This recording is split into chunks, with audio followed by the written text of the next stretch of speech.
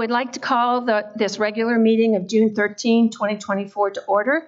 A special thank you to our Mortensen Elementary South Jeffco Children's Theater for joining us tonight to perform selections from Mary Poppins. It is always such a pleasure to watch our students perform, and these guys hit it out of the park.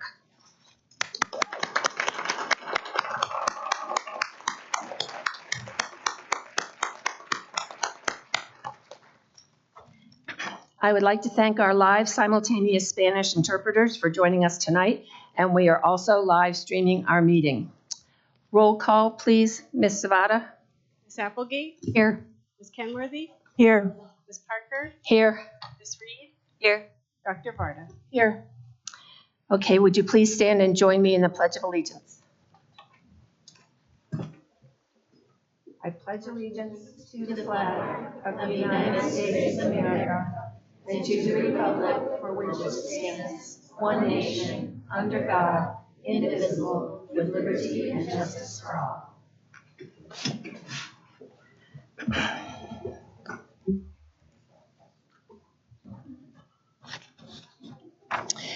Is there a motion regarding tonight's meeting agenda?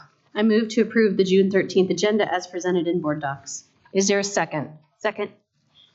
Is there any comments or objections? It has been moved and seconded to approve the agenda of June 13, 2024, as presented in board docs. Roll call, please, Ms. Zavada. Ms. Applegate? Yes. Ms. Kenworthy? Yes. Ms. Parker? Yes. Ms. Reed? Yes. Dr. Varda? Yes.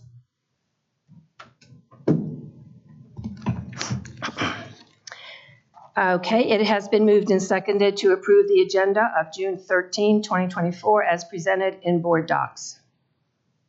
Did we just do that? No, sorry about that. Okay, the agenda is approved. I want to acknowledge at the start of our meeting tonight that in addition to our regular agenda items for board consideration, the board will be listening to public comment in connection with the proposed district budget for fiscal year 2024.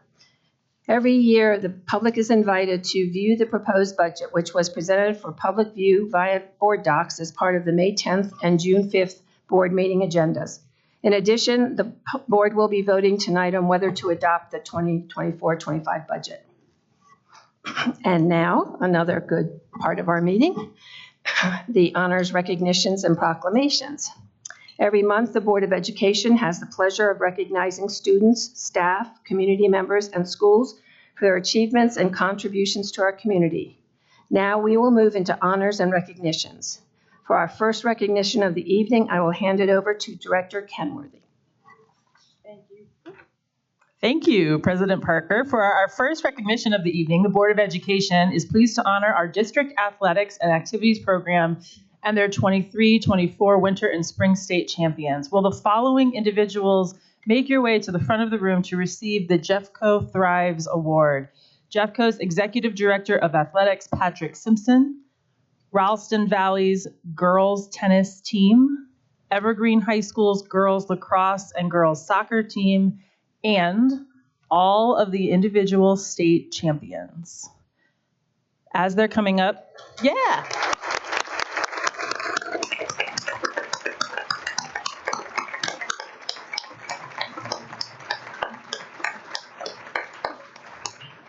Please join us first in watching a montage of highlights of our 2023-24 Jeffco State Champion athletic teams sanctioned by the Colorado High School Activities Association and our district activities.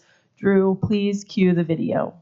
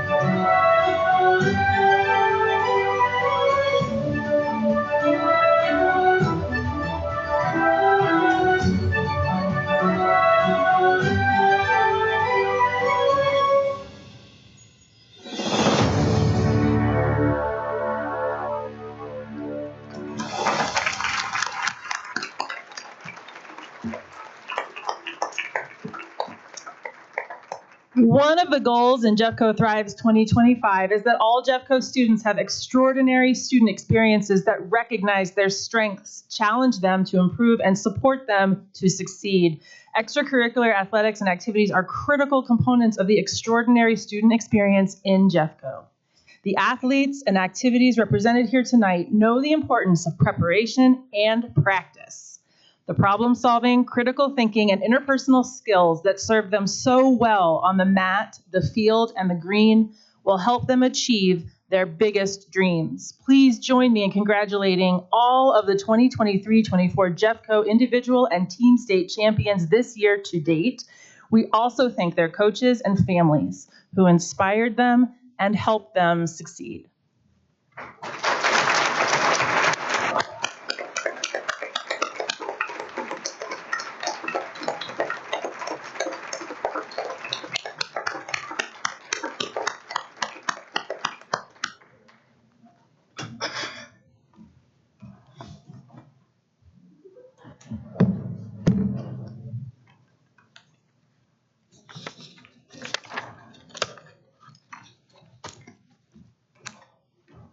For our next recognition of the evening, I will hand it over to Director Parker. Thank you. Tonight, I have the great pleasure of honoring Mortensen Elementary, South Jeffco Children's Theater for our People, Our Strength Award. You all got to see what they accomplished. And I just have to say, when I first visited Mortensen and heard about the theater program, and I saw the pictures of all the prior presentations that you'd had, I thought they were beautiful. It looked great, but I had no idea it had gotten so big, and it went beyond Mortensen, and it was including all different schools down there in that area. And so I thought, well, that makes it even bigger and better. But to see tonight the presentation that they put out here, it was so professional. It was so beautiful. I mean, every part of it, and that you could condense it down into 15 minutes for us tonight is just really, really special. So I'm going to ask Carla Hankins, Mortensen Elementary principal, the outgoing one, and her dedicated team and the following and the students that performed tonight, and ask you please to join us at the front of the room to receive our People, Our Strength recognition.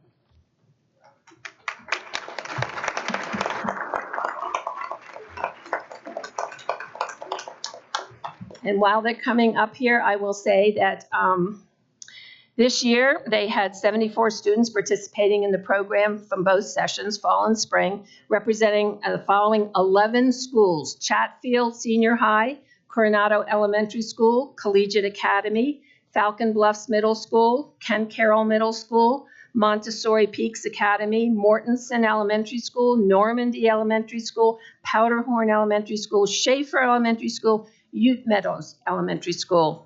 There were 48 students in our spring production of Mary Poppins, including the 13 students representing the entire theater company at tonight's board performance. So again, let's give a round of applause for tonight's performers.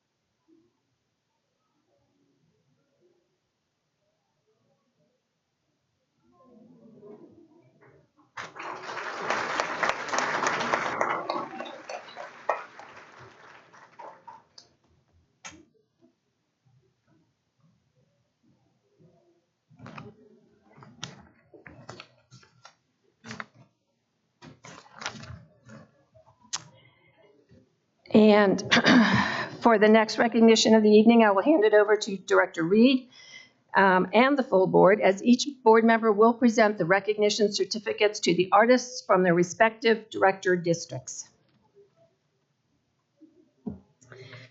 For our final celebration of the evening, the Board of Education is pleased to honor and recognize our Jeffco students that participated in the 2024 art show and their work that was selected for purchase. I would now like to call up Tim Miller, art teacher at Golden High School and curator for the Jefferson County Schools Art Collection, to present this year's Art Purchase Awards.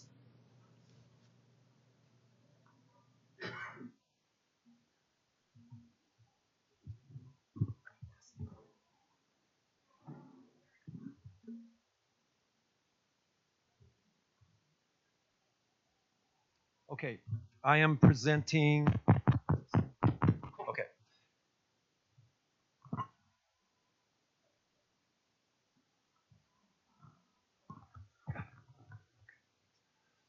I am presenting to the Board of Education this evening the District Purchase Awards from the annual Equity and Excellence Art Exhibit and the Elementary, Middle, and High School Art Exhibits.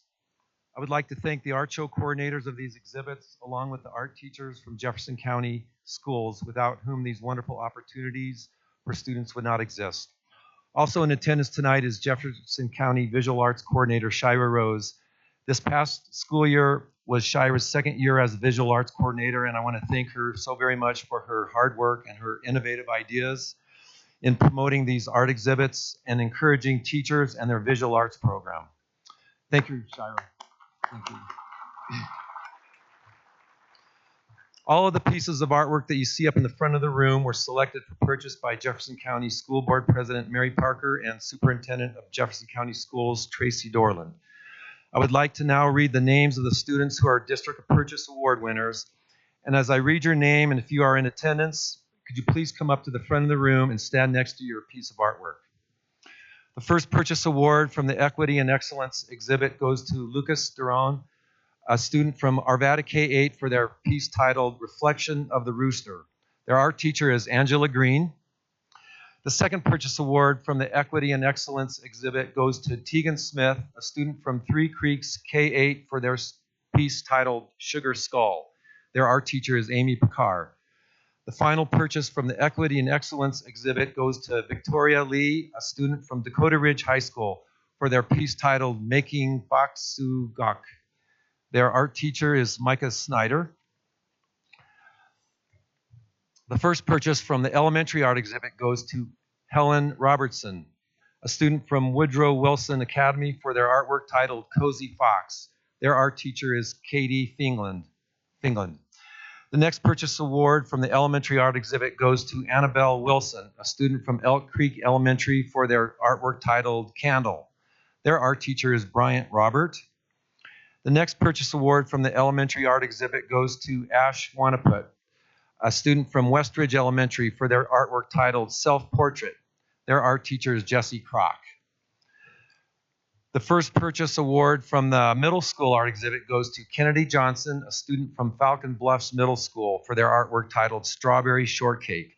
Their art teacher is Carolyn Sherwood.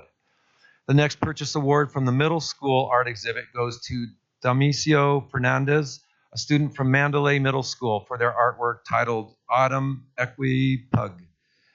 Their art teacher is Candace Worth Kleinbub. The next purchase award from the middle school art exhibit goes to Seth De La Rosa, a student from Bradford K-8, for their artwork titled Colorado Journey. Their art teacher is Nicole Brown. The next purchase award from the middle school art exhibit goes to Sky St. Louis, a student from Summit Ridge Middle School, for their artwork titled Puppy Love. Their art teacher is Shannon Walsh. The next purchase award from the middle school art exhibit goes to Mia Brisenko, a student from Bradford K-8, for their artwork titled Zebra at Sunset. Their art teacher is Nicole Brown. And the final purchase award from the middle school art exhibit goes to Sage Barber, a student from Manning Middle School, for their artwork, which is untitled. Their art teacher is Aaron Ratke. The first purchase award from the high school art exhibit goes to Zane Yeager, a student from Ralston Valley High School, for their artwork titled Sentimental Sundays. Their art teacher is Liz Burr. The next purchase award from the high school art exhibit goes to Tamara Smith, a student from Lakewood High School, for their artwork titled Desolate Golden Hour. Their art teacher is Chris Lager. The next purchase award from the high school art exhibit goes to Tatum Marsh, a student from Golden High School, for their artwork titled Freedom. Their art teacher is me. So, sorry. The next purchase award from the high school art exhibit goes to Aiden Coppin, a student from Evergreen High School, for their artwork titled Self-Portrait. Their art teacher is Sarah Grundeman. The next purchase award from the high school art exhibit goes to Mila Murphy, a student from Conifer High School, for their artwork titled Caution. Their art teacher is Laura Svigel. Their next purchase award from the high school art exhibit goes to Annie Inguez Chavez, a student from Wheat Ridge High School, for their artwork titled Fall Blossom. Their art teacher is Tammy McKenzie. The next purchase award from the high school art exhibit goes to Liam Klein, a student from Wheat Ridge High School, for their artwork titled A Cute Fox. Their art teacher is also Tammy McKenzie. The final purchase award from the high school art exhibit goes to Aiden Cervantes, a student from Alameda High School, for their artwork titled Abea. Their art teacher is Kate Simone. Okay. First of all, I would like to congratulate these students and their teachers for their outstanding achievement.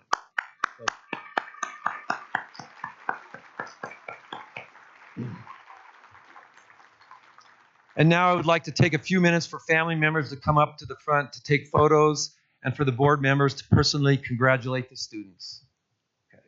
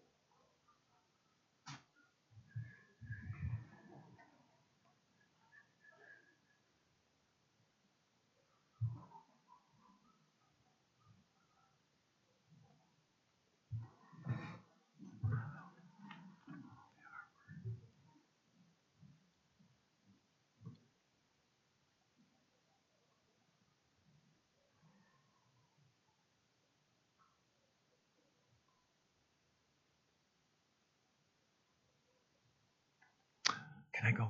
Okay. All of the artwork displayed here tonight will join the district's art collection, which now numbers over 321 pieces of artwork and is on display throughout the Education Center.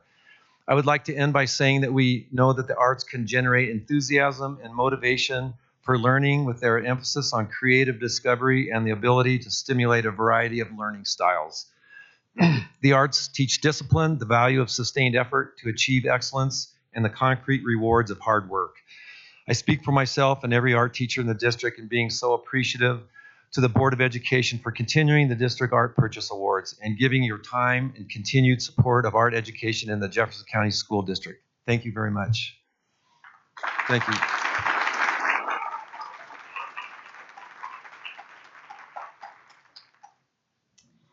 And I want to say that it was one of the most fun things I've ever done, going through the exhibits and looking at the artwork. And Superintendent Dorland and I had a lot of conversations. So we were each going to choose three pictures, three pieces of art, and we went way over our our initial plan. So it was wonderful. Now we're going to turn to our board proclamations. The board publicly recognizes special events and significant issues by issuing proclamations.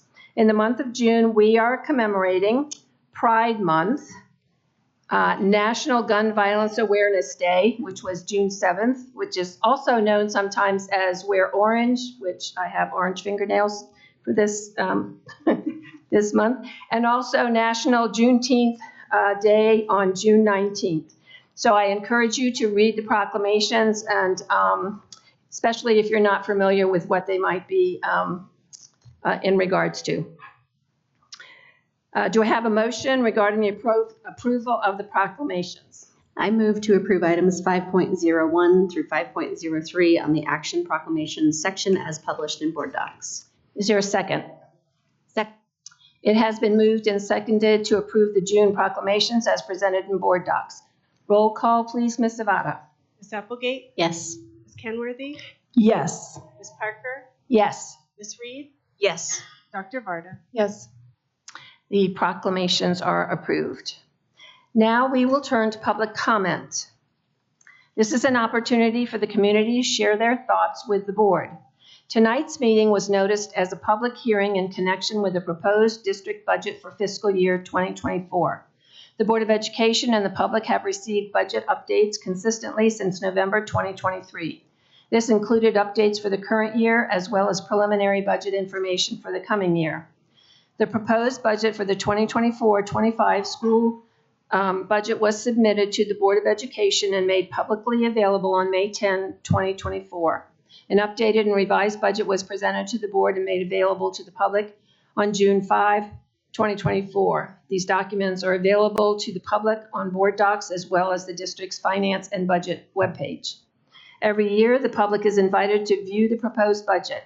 Any person paying school taxes towards Jefferson County Public Schools may file or register via email or via mail, comment or objection to this budget prior to its adoption. Additionally, members of the public were invited to address the board in person tonight at the June 13, 2024 regular board meeting. The board plans to vote on adopting the 2024-25 budget later this evening. So we are now ready to hear speakers who have signed up to comment on the budget.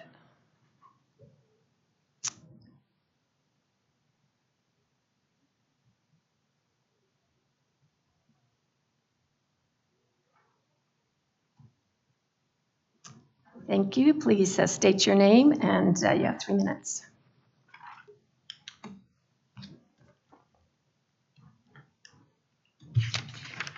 Tom Coyne, Everett Street, Lakewood, commenting on the budget. The increase in teacher pay you have approved is outrageous in light of the district's poor academic results and apparent inability to substantially improve them. If you are behind at the end of 8th grade, research shows it is highly unlikely you'll catch up to proficiency by graduation. But in educated affluent Jeffco in 2023, CMAS found that 51% of 8th graders weren't proficient in ELA, 61% weren't proficient in math, and 63% weren't proficient in science. You've set these children up to fail in the 21st century economy. I don't blame district leaders for this. This is the strongest team I've seen since we moved here from Canada 14 years ago. They're not the problem. Jeffco's unchanging culture is. As Jaime Aquino, now superintendent of San Antonio Schools, said in his 2021 report, in Jeffco there is a lack of rigor throughout the district and an insufficient sense of urgency regarding improving achievement for all students. But your board has richly rewarded Jeffco teachers for preserving this culture and its lousy academic results. Between 2019 and 2024, teacher pay has increased by a shocking 53%. Few taxpayers got anything close to that. Clearly, teachers are some of the most privileged people in Jeffco. Your reckless teacher pay increase almost certainly locks in a devastating future financial crisis. Your projections show deficits for the next 3 years totaling $118 million. But all the risk of those projections is on the downside. Given Jeffco's poor academic results, enrollment is falling at an accelerating rate, which will cut revenue. ESSER funding is running off, and with the elimination of the budget stabilization factor, there won't be any upside funding surprise from the state. At last week's study session, some of you said $118 million in projected deficits don't make you anxious. If I were you, I'd be terrified. I also note that your resolution to use fund balances violates state law. CRS 2244-105 requires any resolution authorizing the use of reserves, quote, to state the school district's plan to ensure the use of the beginning fund balance will not lead to an ongoing deficit. You have not complied with this law and presented a plan to avoid ongoing deficits. All of you were endorsed by the teachers union, which funded your campaigns. And you have just given them a raise that will cause academic recovery programs like MTSS Level 2 and 3 to be underfunded. Your budget will benefit teachers but harm children. Think about the morality of that. If you were the directors of a $1.4 billion public company like Macy's or Columbia Sportswear, your reckless governance would trigger a wave of shareholder lawsuits for violating your fiduciary duties of loyalty and care. But since you're directors of a $1.4 billion school district, that will never happen, which is a real shame because you certainly deserve it.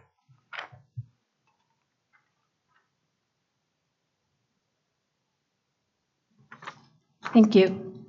That does conclude the public hearing on proposed 2024-25 district budget. The board will now listen to public comment on any topic. There's a 3-minute time limit per individual speaker, and if there are 4 or more people who sign up to address the board, they will have 10 minutes for that group's view to be presented.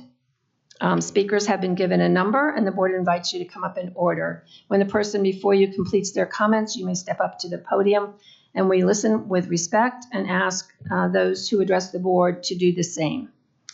So the person with number 1 for public comment, please come up.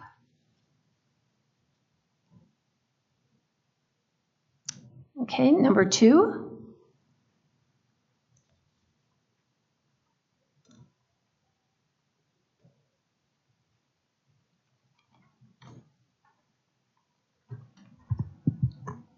My name is Matt Teagarden. I am from Arvada, Colorado, and I want to talk about student behavior.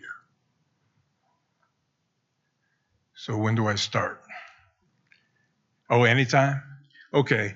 Yeah, I retired in May 2023 after 41 years of work as a clinical social worker, first 17 in residential treatment with young people and families who've experienced severe psychosocial distress. In the last 24 years with Jeffco. I spent 21 years at Arvada High School. For circumstances beyond anybody's control, I didn't get an exit interview. And I want to share some ideas. I am a passionate supporter of public education. Our 3 children came through Jeffco K-12.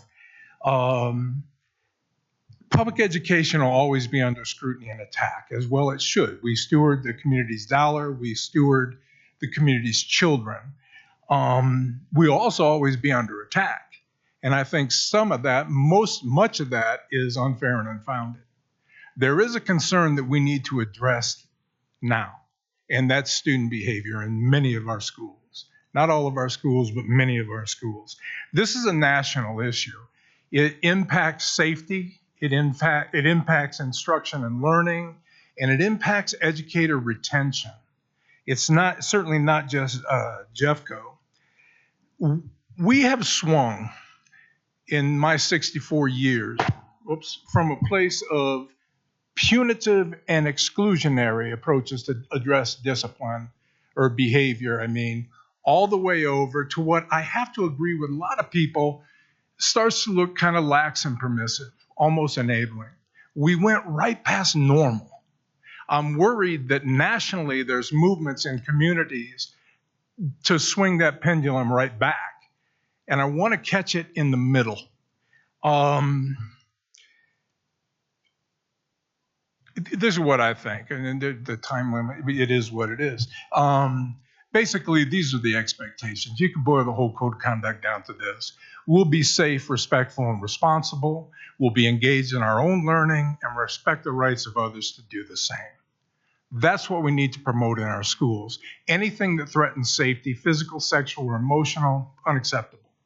Zero tolerance. Doesn't mean you got to be suspended, but we're not going to tolerate it. Anything that disrupts instruction is unacceptable. I'm going to submit two things. I want to submit to the board, to Ms. Dorland, and to the community a position paper based on my 40-year career and my thoughts about what challenges us and what we can do about it. I also want to submit a document to the board and to Ms. Dorland naming some exceptional people I've worked with in Jeffco. And I'm going to name one right now, and her name is Shannon Vigil, who's now okay, that's it. Thank you. So look for paper. Thank you very much. Is there a number 3 or a number 1 that didn't get up here? Okay, number 3. Please state your name, and you have 3 minutes. Hi, my name is Lisa Cook. I'm from Westminster, and I am the parent of a 2023 Wheat Ridge High School graduate who's currently a college sophomore and a current Wheat Ridge High School freshman. Go Farmers. But I am here today to talk about extra support for the Arvada articulation area. So I was the president, the PTSA president, and the SAC chair for the last 2 years at North Arvada Middle School. Some of you have actually met with the Arvada articulation area and also the PTSA, and I just want to thank you for your time. And I'm here tonight to really focus on a couple of desperate needs that we have for North Arvada and the area in a whole. So as you know, we are the receiving middle school for Arvada K-8 students this fall. And at the same time, North Arvada just went through a principal search that was announced in mid-December but didn't conclude until the end of April. Needless to say, this made it impossible for PTSA to effectively plan welcome activities with the school district or anyone else for the incoming students. And unfortunately, although we did reach out to the new principal via email, we have not heard any response to our messages so far. Central admin did come and plan one activity. Unfortunately, logistics were such that the K-8, 6th, and 7th graders had to be bussed over separately. They were only at the school for about an hour of field day activities before they got bussed back. Word on the street is that many of them felt unwelcomed. I would guess this is due to the rushed nature and trying to accommodate lunch schedules and bus schedules. I don't feel like this is a failure of hospitality on North Arvada's part, but the reality is much more needs to be done to welcome these students and their families in August. To that end, my first request is that the district's family liaison coordinator reach out to our new principal, the North Arvada family liaison, and our PTSA in early July in order to start planning something. I mean, even having student ambassadors to welcome the students in place would be great, and none of that exists currently. I know PTSA is really eager to do this work. And so is our family liaison, but he's been in the job, I think, less than 6 months currently. So we need that kind of support. In addition, due to the uncertainty surrounding the principal search, a number of our teachers decided to seek employment elsewhere, and we believe about 80% of the staff is going to be new. So this is a loss for our K-8 students who are grieving their school. This is a loss for our current students who are grieving the loss of many wonderful teachers. My request is that the district provide some form of trauma-informed teaching training at the beginning of August or just before, when we can get the staff, and do it at the school to help deal with some of the problems that are going to have from this just unfortunate reality. Last, I'm hoping that there's a potential to provide some sort of roaming support for new and current teachers at North Arvada. Ideally, someone who could be in the school for at least a full week on a drop-in basis, and people can say, I'm having a behavior management problem. I'm trying to figure out how to do this. I know our administrators are tasked with that, but our administrators also do lunch duty and they do playground duty. And so having someone who can help address those things are helpful. Thank you so much for your time and your support. Thank you. I believe that's the end of our public comments. Oh, Just a quick question, pardon the interruption. I know you're, I was wondering if any on the board would be ready to comment from parents from West Jefferson Middle School who are here today. Who want to talk about the safety concerns. Some of us will learn about the stories. I'm going to ask legal advice.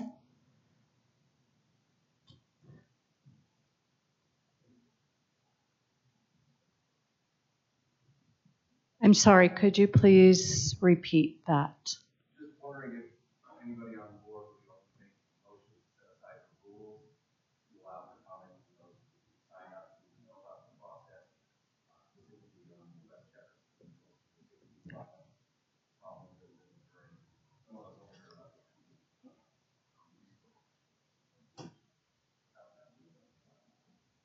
I understand this is the last. I'm sorry? This is the last meeting of the year.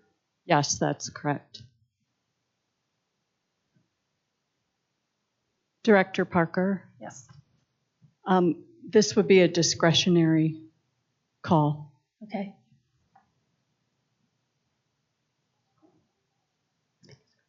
Okay, could you speak as a group then? I'll give you 10 minutes.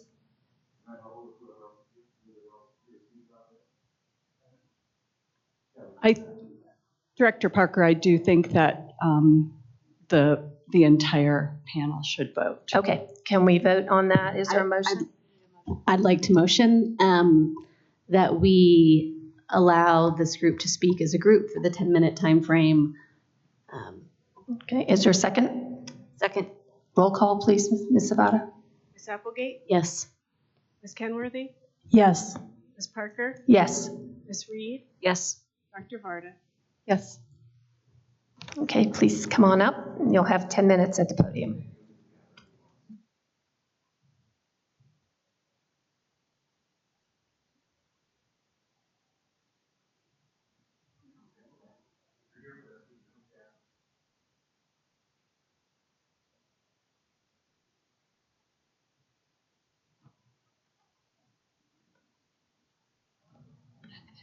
And if you could introduce anyone who's going to speak at least. All right, let me just huddle.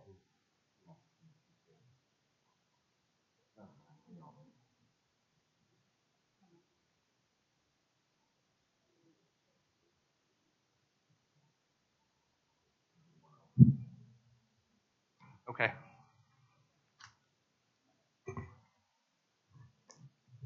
So I don't know the protocol. What do we do here?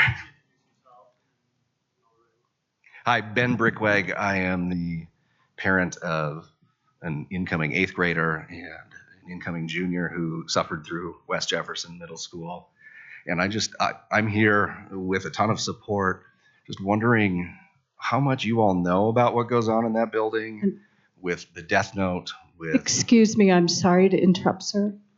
I believe that we are limited to having 5 people up Can you stop the clock, please? at the podium, and this is just a proper safety issue, so we appreciate your cooperation. Thank you. And ironic that that's a safety issue that gets more attention than what happens in this building. So I want to make sure you're all aware here on the record of the behavior that happens in this building that seems to be shuffled to the side, that it seems to be the administrators in that building and our community superintendent are, from what we can see, more concerned about the public relations issues than keeping parents informed. I've got a list of things, and I'm also an attorney up in Conifer, so I hear more of this, and I'm not a litigator. I'm not here to cause trouble. I just run into lots of families who tell me things like their daughter was groped by a student in the hallway, captured on the security cameras, and nothing happened. Other children being tackled in the gym on the security cameras, getting a broken arm, nothing happened. We have things, my own son had somebody look him in the face this year and say, "I'm going to shoot you."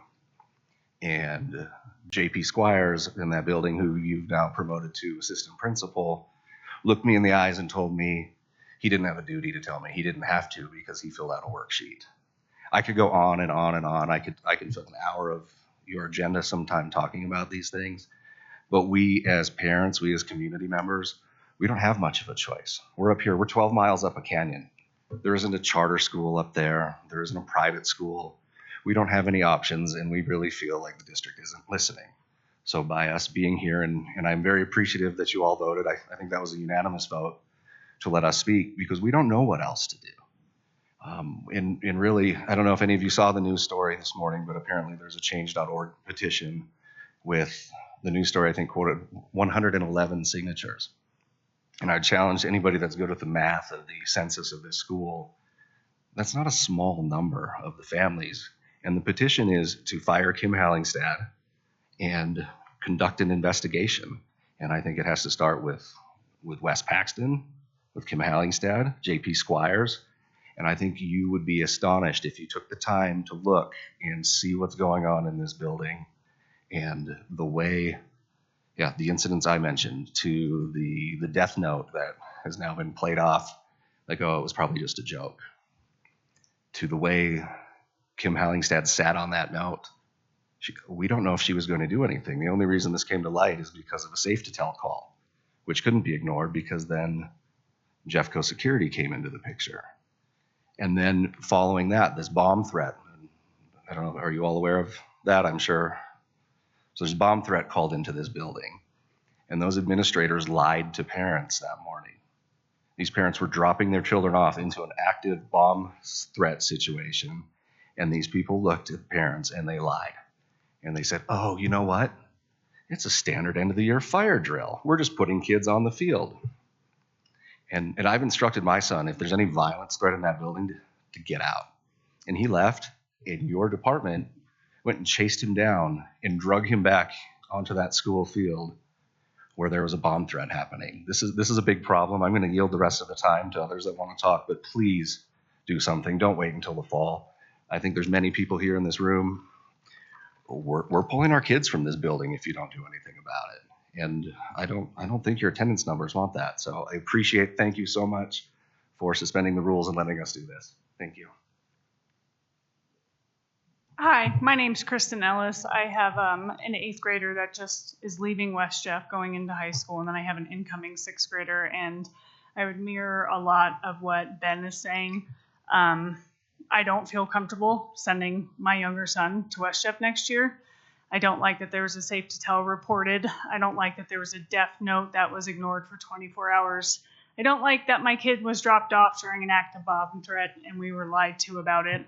I don't like that I can't get the principal to ever respond to an email, and when she finally did, I had 10 other moms send me her exact verbiage that she just blasted to all of us. I don't like that with everything that's happening, they are managing to pull apart our small community in Conifer. We're a close-knit group. We talk to each other, we communicate with each other, we make sure that everybody's safe. And that school is making us feel very unsafe and very uncomfortable. And that should just be top priority. It should be absolute top priority, not just for the kids, but for the staff. And the ignoring, the lying, the sending out the same email but just changing the person's name, it's just pulling us all apart. And I feel like if they could come together and make this a priority, it doesn't just help the school, it's going to affect that entire community up there. That's all I have to say.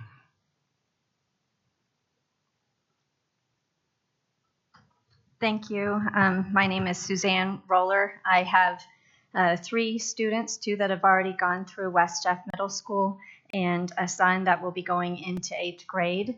I echo the sentiments of the other parents, and I express to you that West Jeff is difficult for us to be in as a community because there are no other options. With the elementary schools, we have pretty phenomenal elementary schools in our area, and we have an absolutely phenomenal high school. We love our other administrators of our other schools. We love our teachers. We respect them. But a lot of these teachers feel the same angst in going to this school, and they've approached us at PTA meetings and at other meetings expressing their concerns when we step up and speak out because they feel that their voices are also not being heard. This is a long-term issue. I just had a daughter that graduated from Conifer High School, and prior to her going into the middle school, it was an issue. There are teachers at Conifer High School that have had students go through the middle school that felt the same way. I have a letter that I will submit to the board officially, but going back to the 2021-22 school year, the specifics are within the letter, but I'll withhold student names and just provide it to you.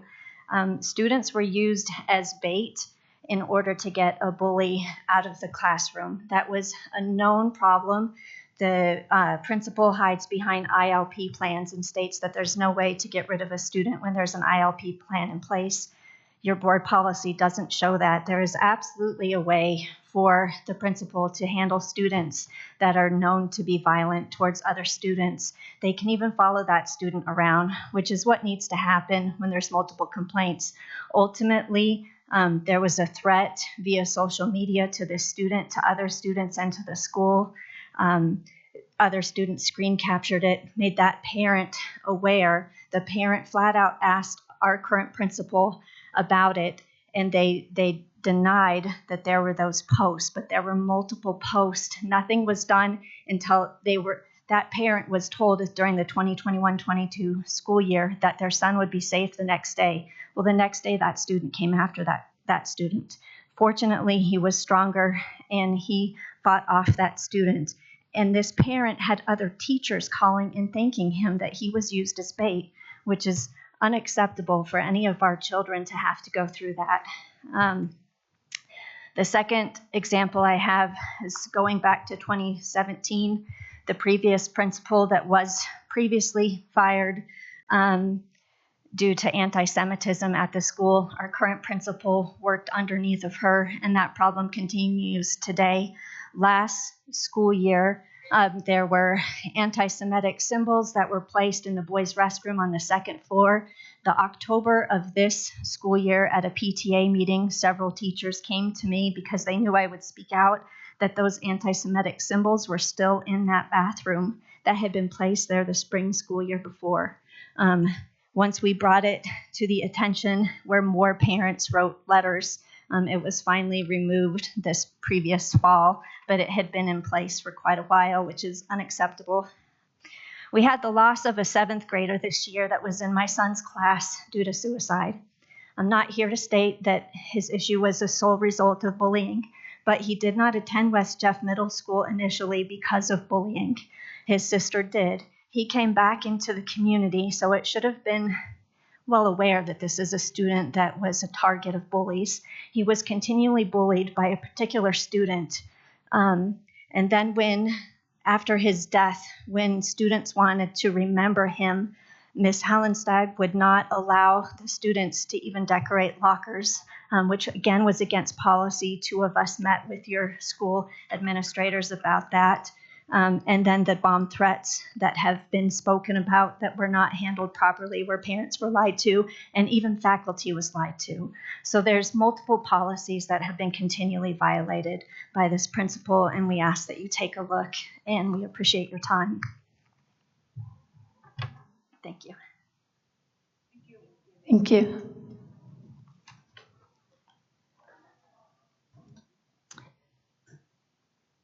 Okay, we have now reached the action item I talked about at the beginning of our meeting. As a reminder to our listening public, the board has received consistent budget updates since November 2023. The proposed budget for the July 1, 2024 through June 30, 2025 fiscal year was presented for study on May 10, 2024, and was subsequently revised as permitted by state statute and presented via board docs on June 5th. Budget documentation, budget documents are available for public and board inspection in board docs. Before I call to see if there's a motion, Dr. LeBlanc Esparza, is there anything you would like to add? Thank you, President Parker. I want to share with the board and listening public, Superintendent Dorland did work side by side with Ms. Copeland over the past 3 years to enhance Jeffco's financial reporting systems and structures. And over the course of the year, you all have received financial presentations. I think we counted at least 20 that have been provided to the board. So we have worked to ensure that everyone has a strong understanding. We have a superintendent and a board who feels a sense of urgency to demonstrate that we value our educators and our staff for the work that they do that benefit Jeffco students every day. Competitive compensation is a shared priority. It's critical to attracting and retaining the amazing people who work with and support our students every day. People who unfortunately have the option to work in neighboring school districts at times for higher salaries. As someone who advised the district negotiations team this year, I'm incredibly proud of the agreements that we reached, especially related to compensation and benefits. I know that this board is too, and I know that we agreed to compensation increases this year, well aware that the fund balance will be required to afford them in the short term, and also well aware that the fund balance is not a sustainable funding source over the long term. I want to make sure that we also recognize tonight that Superintendent Dorland and members of this board spent significant time working with our lobbyists and our legislators during the 2024 legislative session. They fought tirelessly for Jeffco students to get financial resources that they deserve. And we will be back at the legislature next year, continuing to advocate for adequate resources for our Jeffco students. We also are on the path to a future mill levy override, potentially in 2026, that if approved by voters would allow us to increase our local revenue aligned with Denver, Cherry Creek, and Boulder. This funding would be used to preserve and prioritize Jeffco's well-earned reputation for award-winning schools, as well as to continue to build upon the more than 50 years that Jeffco has been recognized as a national leader for providing students with competitive edge in college readiness and career opportunities. The budget that the board will consider this afternoon represents our greatest hope, competitive compensation for our educators and our staff. And we share this hope, but we also acknowledge the truth. As we look toward fiscal year 26 and 27, financial adjustments will likely be necessary to afford competitive compensation within our available resources. This is something that I know Superintendent Dorland is committed to working closely with this board on over the course of the next school year. Thank you. And I would like to add something from my perspective on the board. I'd like to say that the board is proud that the expenses we are approving include compensation increases for Jeffco employees. We acknowledge that for FY25, expenses are projected to exceed revenue. Today, the district has the financial resources to support the budget in front of the board. However, as the multi-year outlook shows at the conclusion of FY26, if the district does not reduce expenses, the unassigned fund balance will drop below the board and district's target range. The district will need to move swiftly to make aligned financial adjustments in upcoming years. The board recognizes that the long-term implications of a budget where expenses exceed revenue and that using unassigned fund balance cannot be an ongoing strategy. At the same time, we recognize the risk to our students if we are not able to compete for talented educators and staff when our neighboring districts can afford to offer higher salaries. We have directed Superintendent Dorland to work throughout the 2024-25 school year to identify and recommend structural adjustments to the district budget. This will include working in close collaboration with our associations, JCEA, JESPA, and JCAA, to prepare for impending fiscal realities as soon as FY26.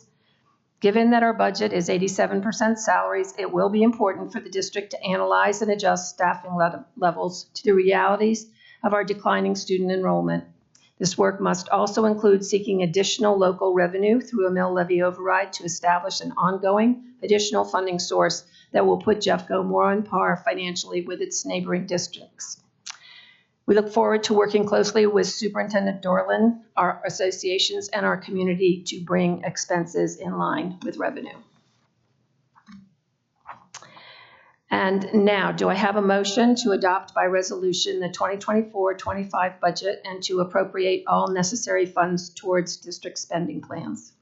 I move to approve the resolutions as presented in board docs, adopting the budget and appropriation for the 2024-25 school year, and to authorize by resolution the use of fund balance towards budget expenditures. Do I have a second? Second. Are there any comments? It has been moved and seconded that the board approve the budget resolutions as presented in board docs. Roll call, please, Ms. Zapata. Ms. Applegate, Yes. Ms. Kenworthy, Yes. Ms. Parker, Yes. Ms. Reed, Yes. Dr. Varda. Yes. And that motion to adopt by resolution the 2024-25 budget has now been passed by board vote. Following the adoption, we move to consider authorizing the use of fund balance and all necessary discrete funds towards the 2024-25 adopted budget. As a reminder, budget documents are available for public and board inspection in board docs. Do I have a motion to adopt by resolution the authorization of the use of fund balance and all necessary discrete funds towards the 2024-25 adopted budget? I move to approve the resolution as presented in board docs, authorizing the use of fund balance and all necessary discrete funds towards the 2024-25 adopted budget. Is there a second? Second.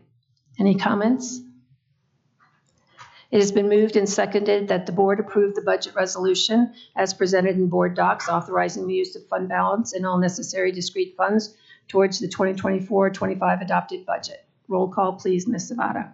Ms. Applegate, Yes. Ms. Kenworthy, Yes. Ms. Parker, Yes. Ms. Reed, Yes. Dr. Varda. Yes. And that motion passes. And for our second action item tonight, I'm particularly excited for the board to receive an update on the Fletcher Miller Replacement School project and to have the opportunity to dialogue with district staff prior to voting whether to approve the award of a contract to Crossland Construction totaling the amount of $28,972,000. As a reminder to the board and our listening public, in September 2022, the Board of Education charged district staff with determining the feasibility of replacing the existing Fletcher Miller School building. At its November 9th, 2023 meeting, the board formally approved designating $15 million of general fund reserves towards the project, with the understanding that these funds would be committed and deployed once the contract was bid and approved. In December 2023, the district entered into an agreement with MOA Architects to develop and prepare construction documents for the replacement of Fletcher Miller School on the current site. In April 2024, the completed drawings and specifications were placed on BidNet. 4 bids were received and publicly read on May 14, 2024. The lowest qualified bidder was Crossland Construction with a base bid of $28,547,000, and 5 alternates were recommended for $425,000 for a total contract amount of $28,972,000. Before I turn this over to Mr. Gatlin, Dr. LeBlanc Esparza, do you have anything you'd like to share? Thank you, President Parker. I want to start with a message of gratitude for this board and the previous board for your passion and your commitment to bringing this project to life. We all feel strongly that this will create such an extraordinary student experience for our students at Fletcher Miller. Also want to thank Ms. Osborne, Mr. Matt Polero, for also working with staff to ensure that this comes to life. And so it's really exciting to see these folks bring this forward because it's been a dream of many people affiliated with the school district. So on behalf of Superintendent Dorland, I want to say thank you to everyone who's been involved with this project. Thank you, Mr. Gatlin, and your team for the work you did alongside our contractors to make sure that we give our students of Fletcher Miller the extraordinary experience that they deserve. Thank you, President Parker and Dr. LeBlanc-Esparza. We are really excited to be in front of you to provide an update and ultimately ask for your approval on the contract. I'm joined up here by the principal of Fletcher Miller, Julie Osborne, and Tim Reed, our Executive Director of Facilities and Construction Management.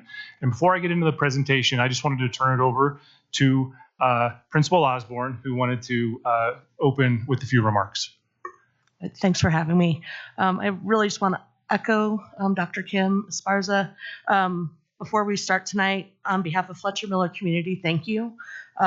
This board and the previous board, I know that spent a lot of time looking at the issue and considering what our kids might need.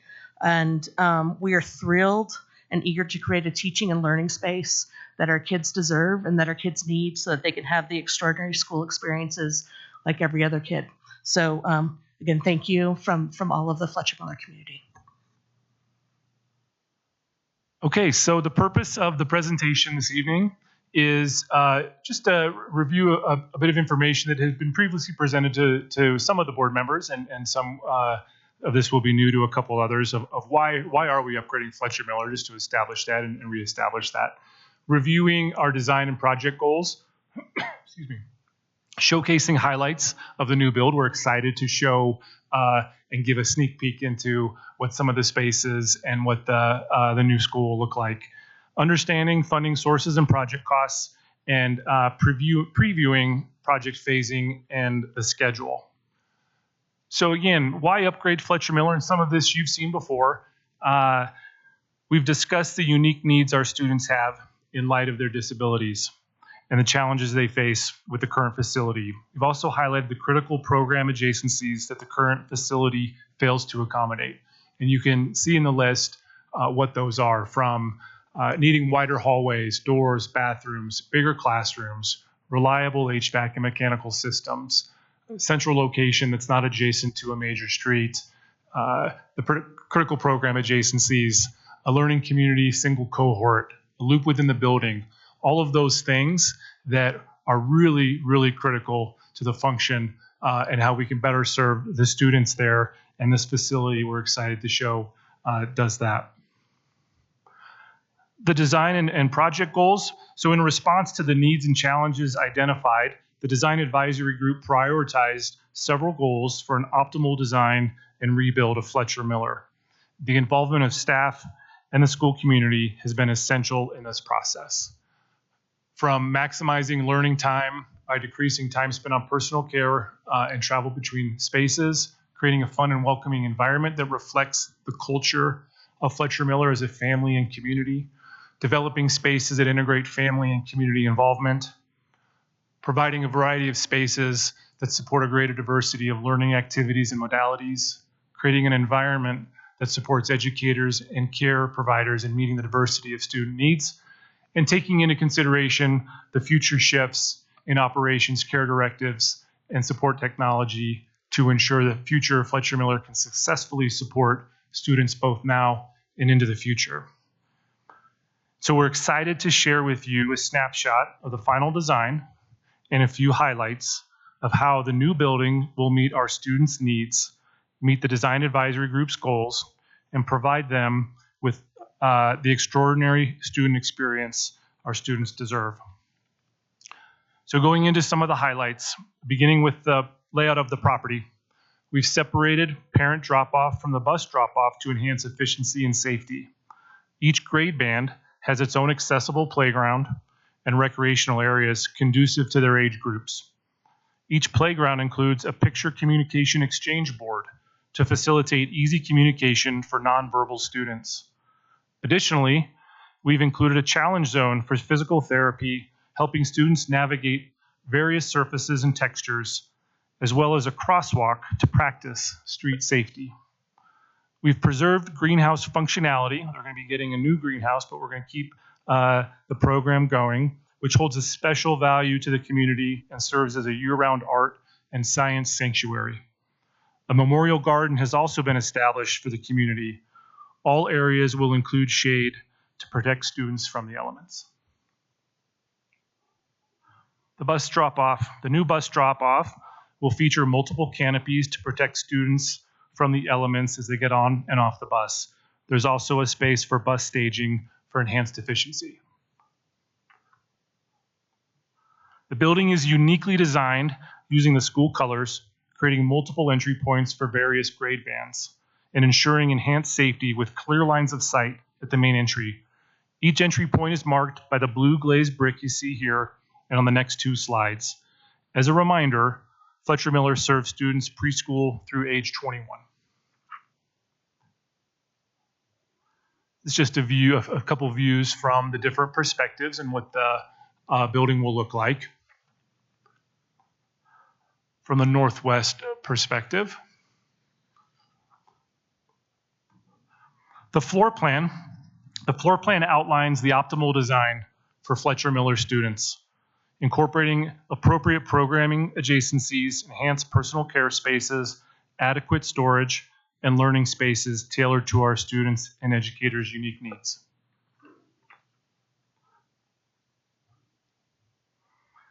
As you know, literacy and communication are significant focuses at Fletcher Miller.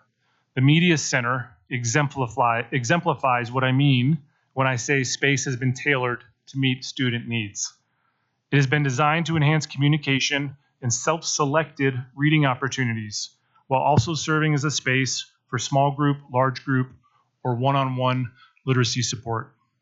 The library will include a conveyor belt full of literature that is switch activated, allowing students to independently select books with minimal adult assistance, empowering them in their learning journey. Each department or grade band is color-coded as an identifier, and the floors will include wayfinding paths to support independent and easy navigation. Nooks will be available to serve as multi-purpose spaces for personal care, rest breaks, one-on-one intervention, and more. Our amazing related service providers, including teachers of the visually impaired, physical therapists, occupational therapists, and so on, were instrumental in color selection and design. You might notice the hallways and doorways are wider to accommodate students using a wheelchair. Classrooms. The classroom spaces will incorporate spaces for personal care, dining, small group and large group teaching and learning, and storage. The colors will be more subdued, tailored to our students with sensory-related and/or vision-related needs.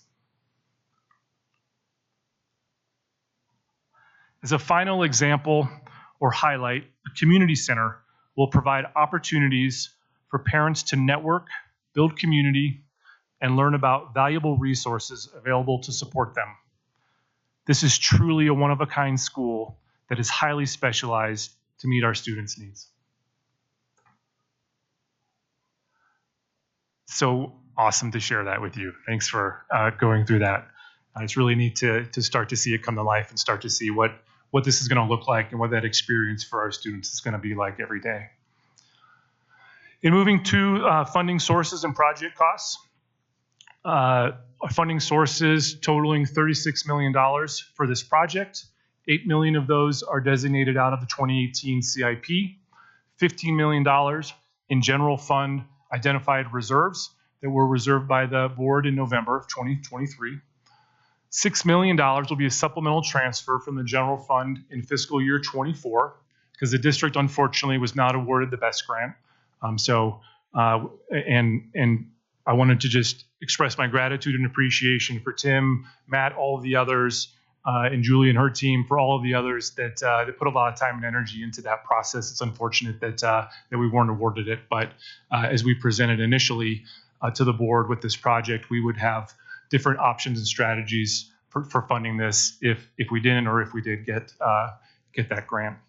And then $7 million will be capital reserve fund balance or future year transfer, really pending future capital program decisions. And then our project costs, $29.3 million total of not only the construction contract for this evening, but also the associated permits, $3.5 million in design and consulting fees, and $3.2 million in soft costs and contingency. I'm going to turn it over now to Executive Director Reed, who can give a little more detail and explanation around this is a bit of a complicated phasing project where we need to maintain the school function while we're building the new school, and we're all familiar with the complexities that a project like this entails. But Executive Director Reed will go through a bit of the phasing and schedule in more detail. Thank you, Jeff. President Parker, directors, Dr. Kim. It's good to talk with you. And so right now, the contractor is working on the schedule for this project, and we have not seen it yet. We expect to see it shortly after the contract is finalized and signed off on. We put the phasing drawings in the documents so that the contractors would know what we were thinking in terms of how we saw this project developing. And with your permission tonight, we will begin on the week of the 26th by removing the modular buildings that are currently on the site. The contractor will then, in July, be mobilizing, be fencing off and securing the building from the construction site. They'll begin to do layout and probably start some underground utilities at that time. And then through the summer months, July, August, and September, we'll continue with getting the foundation system in, getting the underground utilities in, getting the floor slab done. We anticipate, assuming we have a reasonably good summer and early fall, that by late September, early October, we'll see steel going up on this project. Structural steel has not been an issue in terms of getting fabricated steel, such as joists, has been. So that's kind of the piece that we really are unclear as far as, that comes in at the same time structural steel goes. We have a real good opportunity of having this building enclosed by the time cold weather gets in, which will allow the contractor to begin installing the interior systems, HVAC, ductwork, piping, those kinds of things. As far as completion, that's really a question mark until we see where it is. We're anticipating that based on this schedule, that the move-in would be, or that the completion would be in the fourth quarter of 2025, sometime in that, or the first quarter of 2026. That's the calendar year. Can we go to the? So these are the. We missing phase one? Go. Okay, so phase one, you can see the rectangles that are in the footprint of the new building represent the modular temps that we'll be removing in late June. The oval to the right is the staging area. That's where the contractor will store materials, have their trailers set up, things of that nature. Then we will secure the area with fencing so that we keep the public and the kids, within their building while the contractor begins to do their work. Let's go to phase two, Jeff. Thank you. So after the building opens, and we're anticipating that the opening of the school will occur in August of 26, then we'll begin to do, probably in June or maybe May of 26, the removal of the existing building and the beginning of the reclamation of the site. By then, the new building will be ready to come into service. That east drive that you see the arrows on, that'll all be installed, and actually quite a bit of the site work will occur. There's also some playgrounds that are anticipated to being constructed as well prior to it. And then as we go into phase two, which would occur in late 2026 and finish up in probably the first quarter of 2027 or maybe late 2026, will involve finished landscaping, all of the site reclamation that's associated with this. drainage issues will be resolved, and all of the new playgrounds that we saw at the beginning of the first slide will be installed, and basically the project will be done. Because of the aggressive bids that we saw the bids were very good. And it's not just the low bidder, but we had 4 bidders on it, and all 4 of them, I think 8%, there was an 8% difference between the low bid and the high bid, which tells us, one, they had good drawings to work with. And also, when you see an aggressive number like this, the contractor may have ways of making this project go faster, because obviously the faster they can build the building, the more money they're going to make. I mean, that's just kind of the way the business works. So we're very excited to see this project moving forward. We have what we feel to be our best project manager on it, and the school and the staff have been extremely cooperative in working with us and developing this design, and we certainly appreciate all of the support that the board and leadership has given us here. So thank you. So that's the presentation. We wanted to open it up for any questions or comments that the board may have, so we have a chance to make sure you have what you need before you make your decision. Thank you for that presentation. Board members, do you have any comments, questions?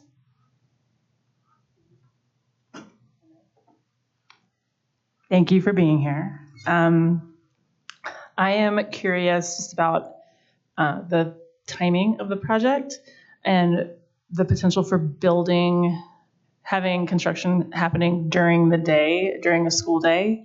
And I'm curious about plans for managing that, especially because some of the students at Fletcher Miller have sensory issues around excessive noise. So I'm just curious about how that's going to be managed or dealt with. Yeah, I think some of the things we thought about and have done, we know that there's going to be fencing in place to keep kids away from the construction. We've talked about what are things we do to mitigate the dust that might occur. And Danelle, who is the project manager, has some strategies around that the construction team will use. Noise, there may be some noise, but if you've ever walked our halls are kind of noisy anyway with students. So I'm not sure that will be a huge impact. And we'll do kind of what we do, which is adjust as we need to. So once we have a better sense of maybe what our day-to-day is going to look like with this construction, because we've not ever been here before, we'll make the adjustments to make sure that we keep kids and their learning at the forefront. I'll also add, one critical component of that is making sure we're having really good communication between the project management team and the school. And we feel like we're setting ourselves up for success in that way in regards to, here's what you might expect this week, here's what you might expect this day. And like Principal Osborne mentioned, adjusting a little bit as needed, but also knowing that they feel confident that they can adjust and make sure that their students are taken care of through this process. Great. And I think a lot of the noisy work will occur when they're doing the foundation system, when they're preparing the ground for the footings and the foundations and the underground. So that's when you would see a lot of heavier equipment on, and that will occur pretty much during the summer. So with luck, maybe it'll all fall into place. Excellent. I'm super interested as the project continues is just how we're supporting the students through that process and their parents, especially when it gets to the point where we're going to be getting rid of their current and existing building. And so I just wanted to make sure we're lifting up and holding that community with great love and care through this whole project. And I also wanted to say, I think also the faster the build, the shorter the disruption and the adaptation for the community. So I like the fast idea. That's appreciated. Thank you. Anybody else? I was curious if the bid awarded, the company that won the bid, have they worked on a school? Do they have specializations in accessibility build, or will this be their first? Well, this firm, Crossland, is the contractor that's doing the addition to Bergen Valley Elementary School. And right now, we're looking at that addition being completed in mid-July. And we started the work in right around November, early December. So they've been very aggressive. It's the same size, really, as the addition that we put on Prospect Valley, except there's a lot more site work. We're adding a secondary entrance to the Bergen Valley site. We're adding additional parking and replacing the parking that's already there. So we've been very pleased with their performance. And they may be sending the same team over to do this building as has been working on Bergen Valley. Oh, I think, sorry, my main question was, have they worked on a school that has these kinds of needs for accessibility for students before? I'm wondering if there's any kind of special skill that a contractor might bring to building this kind of school. Sorry. Well, I think that really becomes working with the entire team, with the design team, with the school, and then with us, because there may be methods that we can do, for instance, installing the west wall as soon as possible, the west wall would control any noise that's coming really from the construction side. I mean, that's something that's easy to do.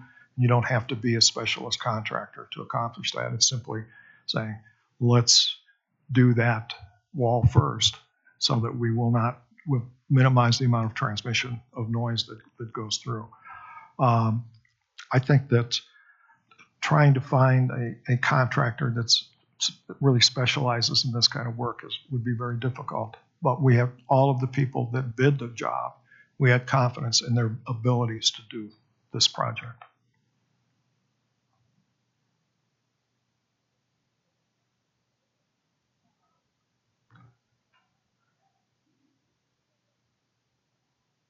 My question is probably more geared towards when the school is done. Will there be a process to introduce the students and the families to the new building and kind of acquaint, so it's not just day one of school and here we go? So throughout the process, we've had members of our operational leadership team attend the meetings since about December, January-ish. And part of what we've talked about is how do we celebrate the new building and also recognize the community's attachment maybe to this building that's been here for 60 years.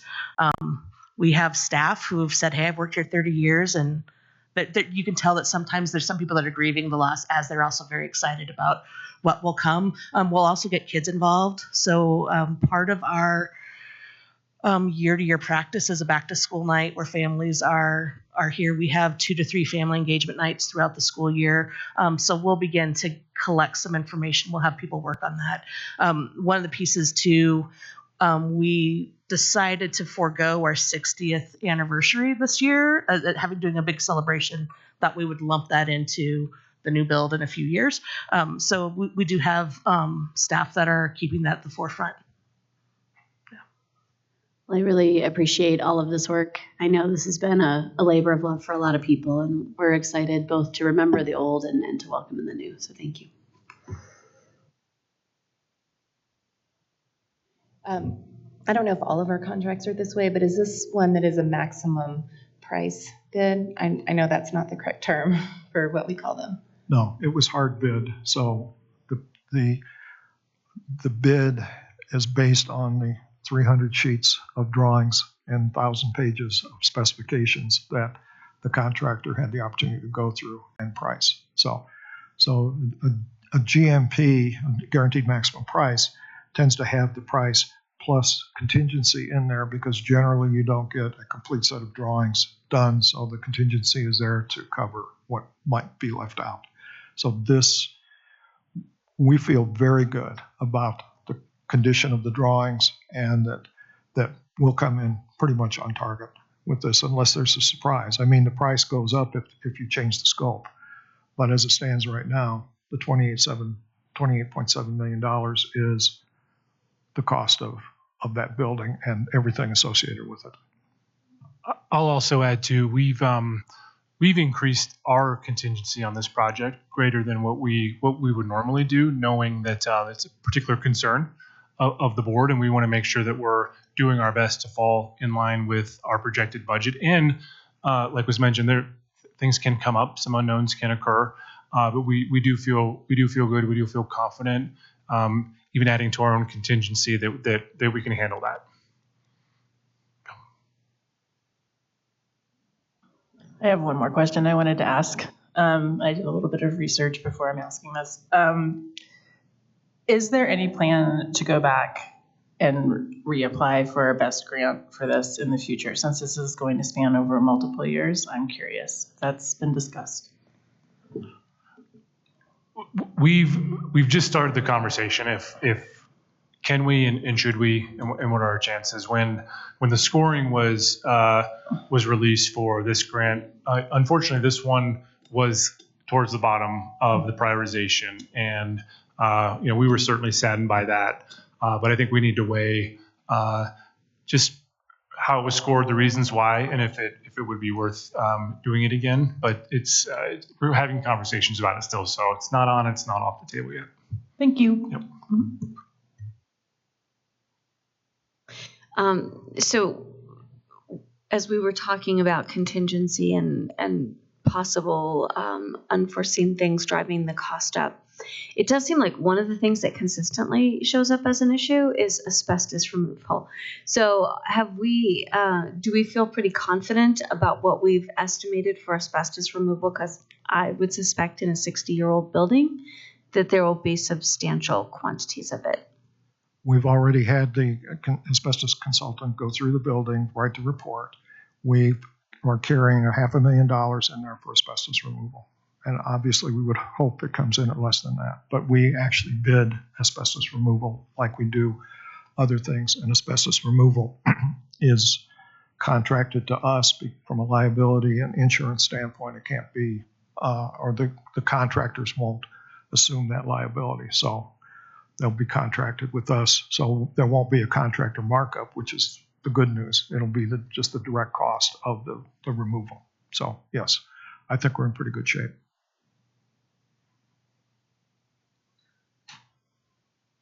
I have a couple of questions. It seemed to me, well, first of all, let me say I'm excited looking at these beautiful pictures and knowing what you have today that you're living with. This is just a dream come true. So very excited for that. But looking at the schedule for how long it will be before the kids can go into the new building, it seems pretty long. I wonder if that's what you thought to begin with. I know you think that they might speed it up for, I think that most reasons. And we've had discussions with the school about the schedule. And like some of our other schools, like Kendrick Lakes, where we opened up at spring break, like Marchdale, which kind of opened up at second semester, they don't really want to move the kids in that short period of time. So the building may very well be complete and ready to be moved in by December, January of 26. We're looking at actually an August opening for students to move in. I'm glad to hear that because I just know the longer construction goes on, the more likely it will get increased costs. Correct. It just happens. So, and I would just add that we'll be flexible with that too. I think it's hard to go, here's a building that's done and we're still in the old building. So I think we'll do what's best for kids. But it might be a good opportunity to prepare them and help them see the building and become familiarized. We'll figure out a way to do that. Great. And then just one follow-up on the BEST grants. I was just wondering, is Jeffco in a particularly disadvantaged position when we go for grants? Because we have so many small districts that literally don't have any funds to build a new building or anything. And is that a consideration? I put some notes together about the BEST grant. So there were 52 applications, and they made 19 awards. They requested, out of the 52, they requested $620 million in grant funds. They awarded $120 million to the 19. One of the issues, and I just read this just the other day, is that marijuana revenues are down 30% than what they were 2 years ago. And that's a primary source of funding for the BEST program. So what we have there is one of the reasons why they're kind of in this $110, $120 million phase. Specific to our application, I think what affected us was that the low enrollment, because one of the things that's looked at is how it will benefit and how many students will be benefited by the BEST grant. History Colorado cited this building as being historically significant, which I actually, during the presentation to the BEST board, I said I strongly disagreed with. We have a number of historically significant 50s and 60s school buildings that we would agree with, but Fletcher Miller is not one of them. And I think it just shows that I don't really think the person that wrote the letter actually visited the building. But in any event, that had an impact on the board. One of the questions on the application asked if you don't get the BEST grant, will you or won't you build the building? And we answered, yes, we will build the building. There is a perceived financial strength of the district that others don't have. My comment on that has always been, and I've run into this before, is that when it comes to capital construction and capital funds for school districts, it's a matter of scale. We all have the same problems. It's just a matter of scale. So, and that's it. So if Jeff came and said, should we go back for, reapply it, I'd want to think pretty hard about whether we made that decision. Okay, thank you for that. And thank you so much for the presentation. We're very excited to move forward with this project.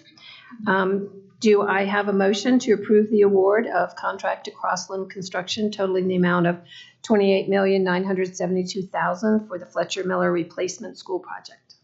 I move to approve the award of a contract to Crossland Construction totaling the amount of $28,972,000 for the Fletcher Miller Replacement School Project as presented in board docs.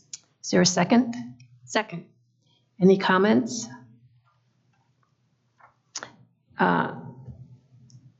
It has been moved and seconded that the board approve the award of a contract to Crossland Construction totaling the amount of $28,972,000 for the Fletcher Miller Replacement School Project as presented in board docs. Roll call, please, Ms. Savada. Ms. Applegate? Yes. Ms. Kenworthy? Yes. Ms. Parker? Yes. Ms. Reed? Yes. Dr. Varda? Yes. And that motion passes. Congratulations. Thank you.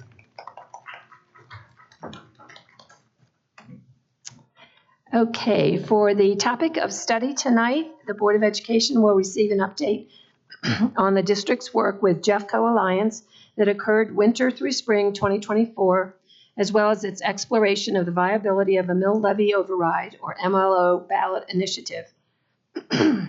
As a reminder to the board and the listening public, in January 2024, the district began to explore the viability of a November 2024 MLO. The work began with district leaders and the community discussing how education is funded and why Jeffco requires additional local revenue. The district contracted with Hilltop CRL political advisors to assist with understanding the electorate and the context of this November's election. Beginning in January and continuing through April 2024, the district convened the Jeffco Thrives Alliance to provide input on community-driven interests. Before I turn this over to Ms. Mayhew, Dr. LaBlanca Esparza, is there anything you'd like to add? Thank you, President Parker.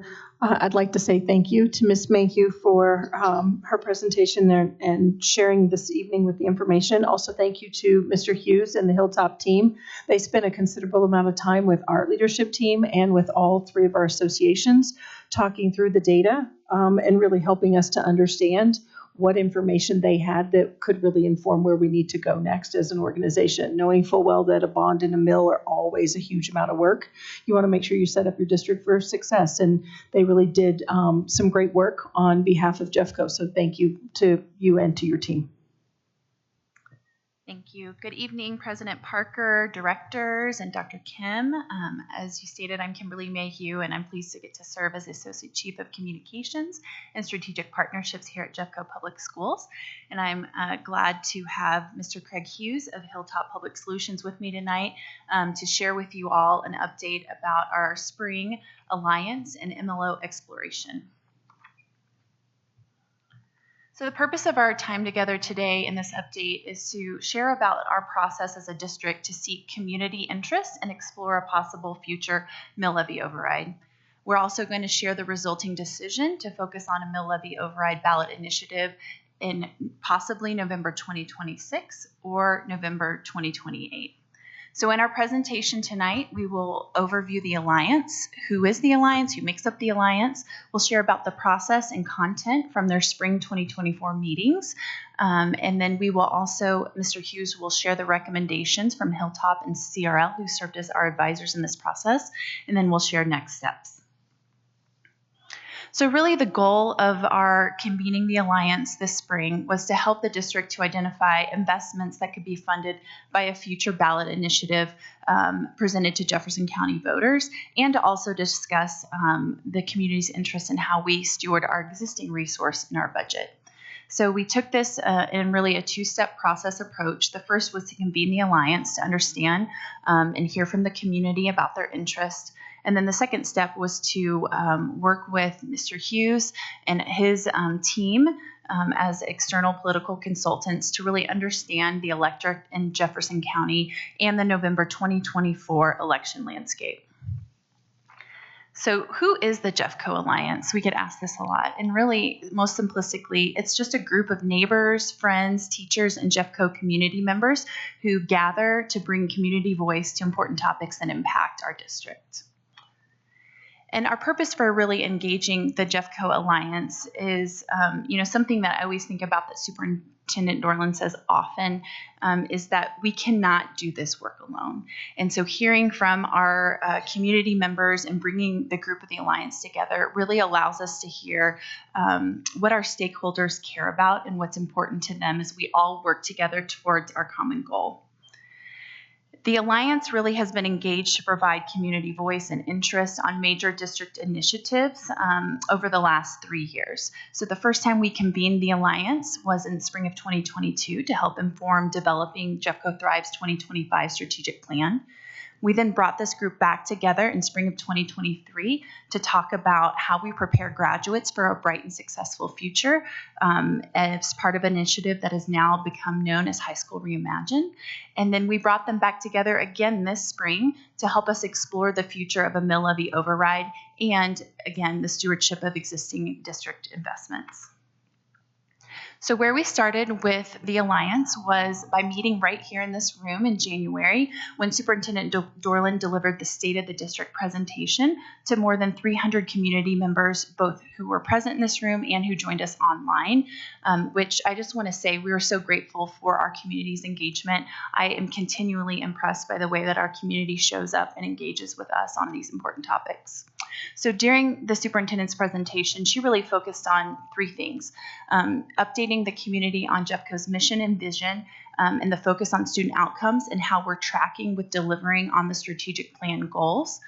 She also talked about and really provided some important education around how Colorado school districts are funded. And this was really, we heard a lot of feedback from our community that piece of information in particular was very helpful for them to understand that just because all of us see our property taxes going up doesn't mean that our local school districts receive any more funding. It just means that the state reduces their share. So I think that in particular was very helpful for our community. And then lastly, she shared about the financial resources that Jeffco needs in order to support our students and to recruit and retain highly qualified staff. So from there, after her State of the District presentation, folks who attended were then invited to join the spring convening of the Alliance and join a subcommittee to help us go through this work. Our community, more than 80 members, participated in subcommittee work that occurred between January and April. And I just want to acknowledge and express appreciation for these community members who joined us for 4 months in a row and gave of their time in the evening to be able to engage in this work. From there, the Alliance really moved into these subcommittees, and they ended up coalescing around these 3 topics of community-driven interests.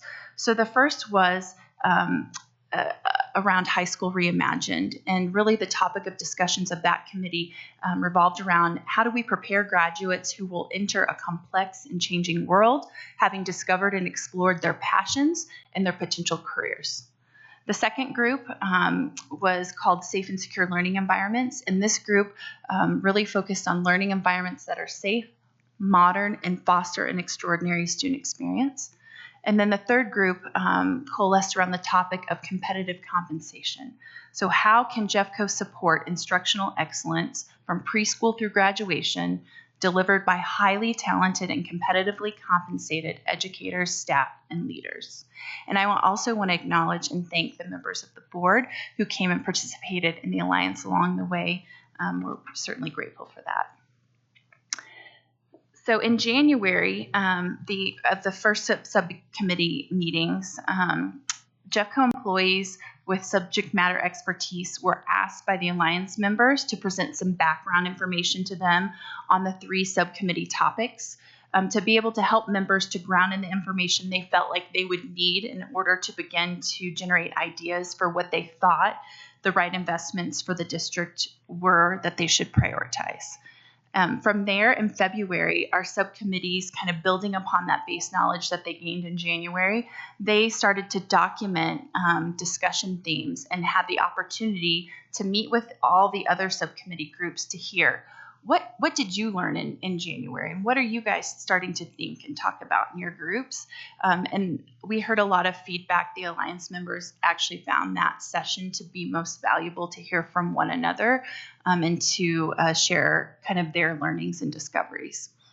From there, the subcommittee members at the end of, after kind of convening with one another in February, they really began developing kind of a list of these guiding principles that they decided that they wanted to refine to give as a list of recommendations to the superintendent at the April meeting.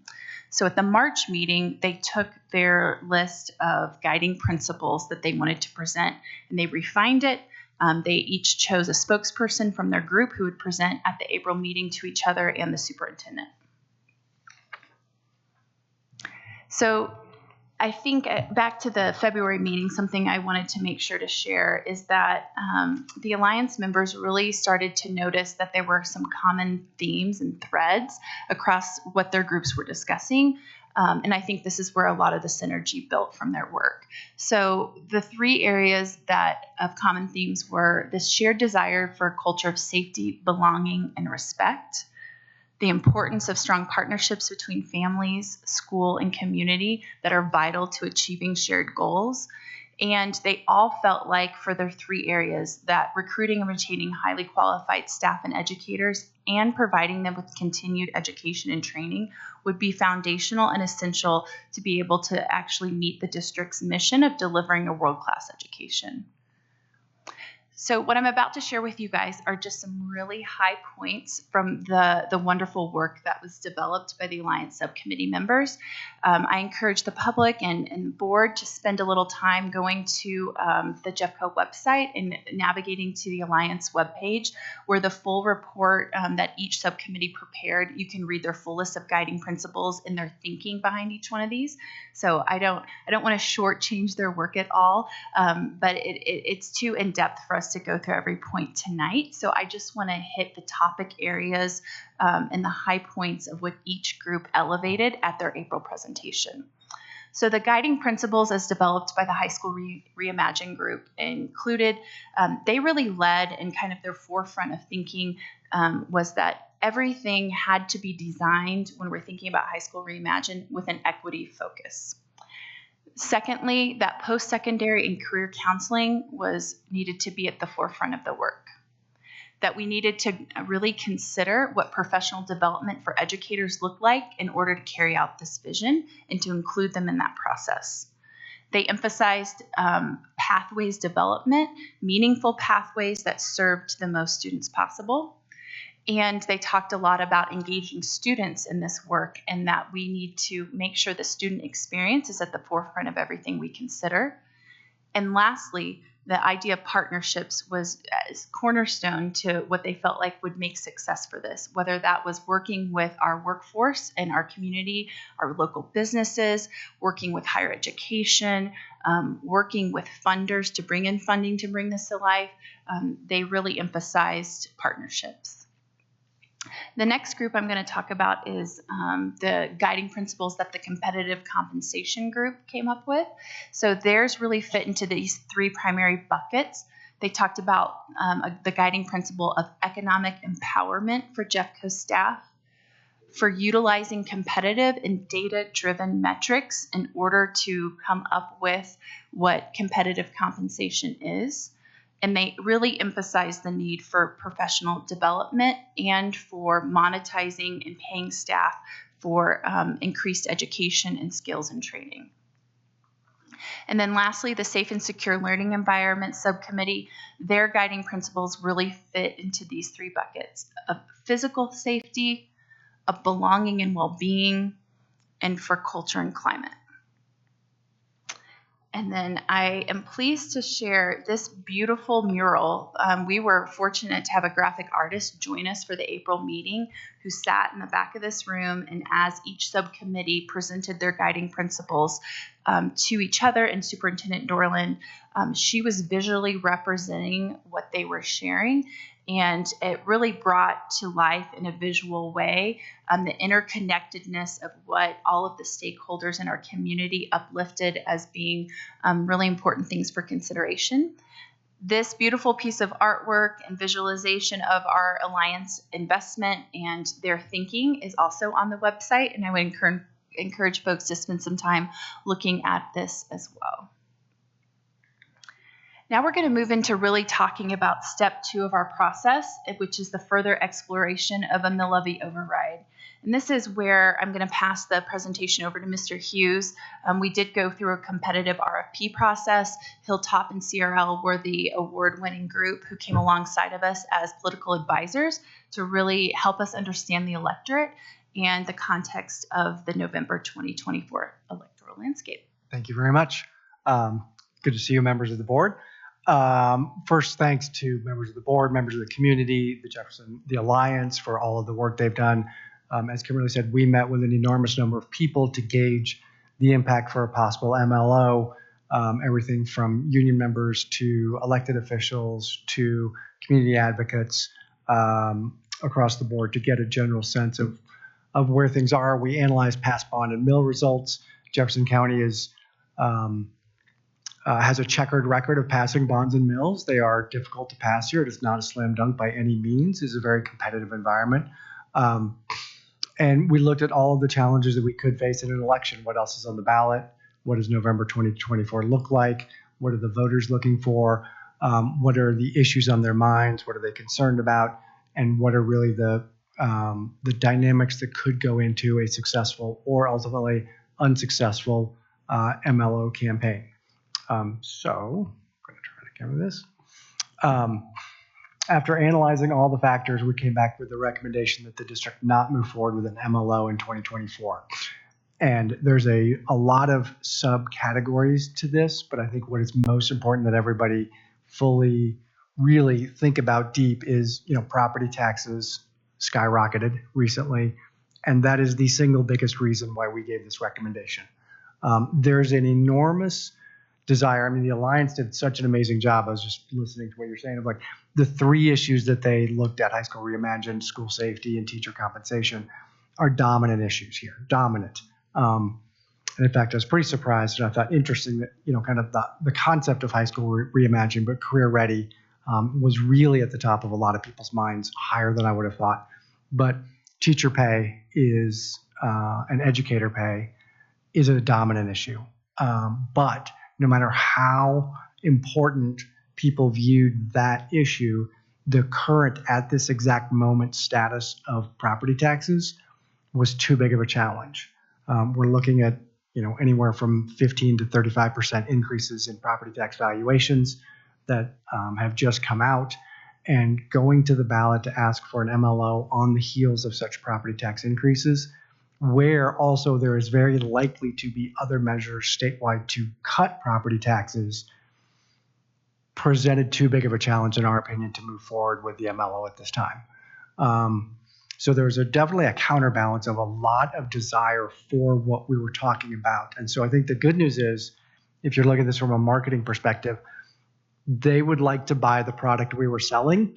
They did not want to part with their dollars at this particular time because of other competing pressures, which is a better answer than they don't want to invest more in their schools. We did not get that at all. That is not where Jefferson County is. That's not where the leadership is, the elected officials, community leaders, the voters. So that was definitely the good news, but that huge hurdle of the property tax increase was just really, in our view, likely to cause us to be unsuccessful in an effort to move forward.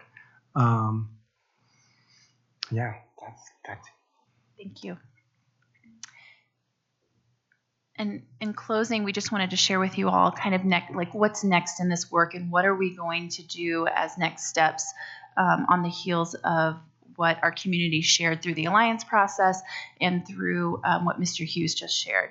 And so one of the things I wanted to share first and foremost is that Superintendent Dorland really took a lot of time this spring, and will continue to do so, and Dr. Kim as well, to spend time attending city council meetings and meeting with our municipal leaders to really share the state of the district. Where are we? And to share the work of the Alliance and where our community is telling us that they want and need an investment in our education.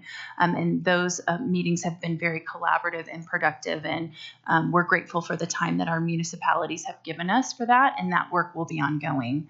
Another thing that really kind of came out of the work of the Alliance was a strong desire from the Safe and Secure Learning Environments team in particular to be able to continue some of their discussions and work.